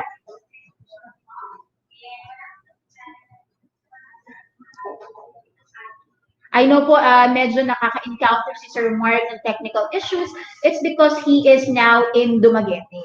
Yes, and for those teachers po na nag-send sa atin ng mga shoutouts nila, no, we just would like to remind you na pwede pa naman po natin gawin yung mga shoutouts na yan. Meron po kaming ETUlay tutorial sessions. That is from Monday to Friday. So yung mga nagpapa-shoutout po sa akin, I have my schedule every Friday, 9 a.m. in the morning. Yes po, at huwag mag-alala po yung mga nag-shoutout naman po at nag-send sa akin ng message because I will insert your shoutout po during my ETUlay session. That will be on Tuesday, English 3, 1:40 to 2:20. At magsisimula na po ang ating ETUlay session po next week for the 3rd quarter. Inaasahan po namin ang inyong patuloy na pagsuporta sa ETUlay. Yes, and aside from that, no, meron din tayong mga storytelling na pwede po natin ipapanood sa ating mga kids.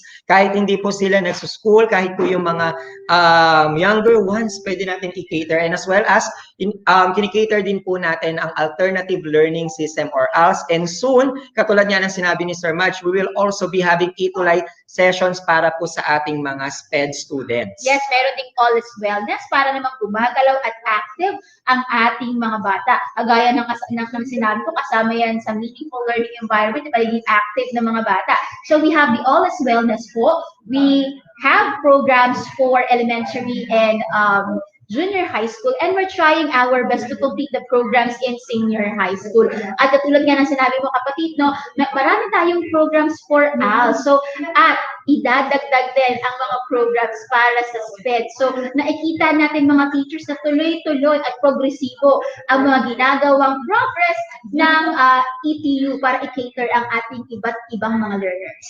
Sir Mark, going back? Hi, Sir Mark. Hi, sir. Yes. Hi, narinig na ako? Yes.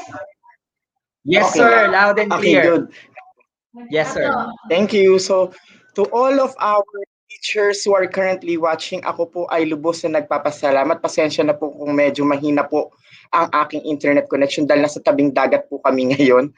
At personally, hindi ko po na-imagine na magiging ganito po ang run ng ating INSET dahil ang amin lamang pong hangad ay maibigay sa ating mga teachers yung hinihiling nilang pahinga. Kaya kami po sa EdTech, ang sabi namin, gawin natin siyang virtual para maging asynchronous. At lahat ng session na ito ay pwede pang maulit at mapanood ng ating mga teachers. With the conducted sessions na inyo pong nakita, lahat ng yan ay nagre-require ng ating tedious na pag-aaral para ma-motivate tayo lalo, para mas lalo natin mapaghusay ang ating paggamit ng teknolohiya. On the first day of our session,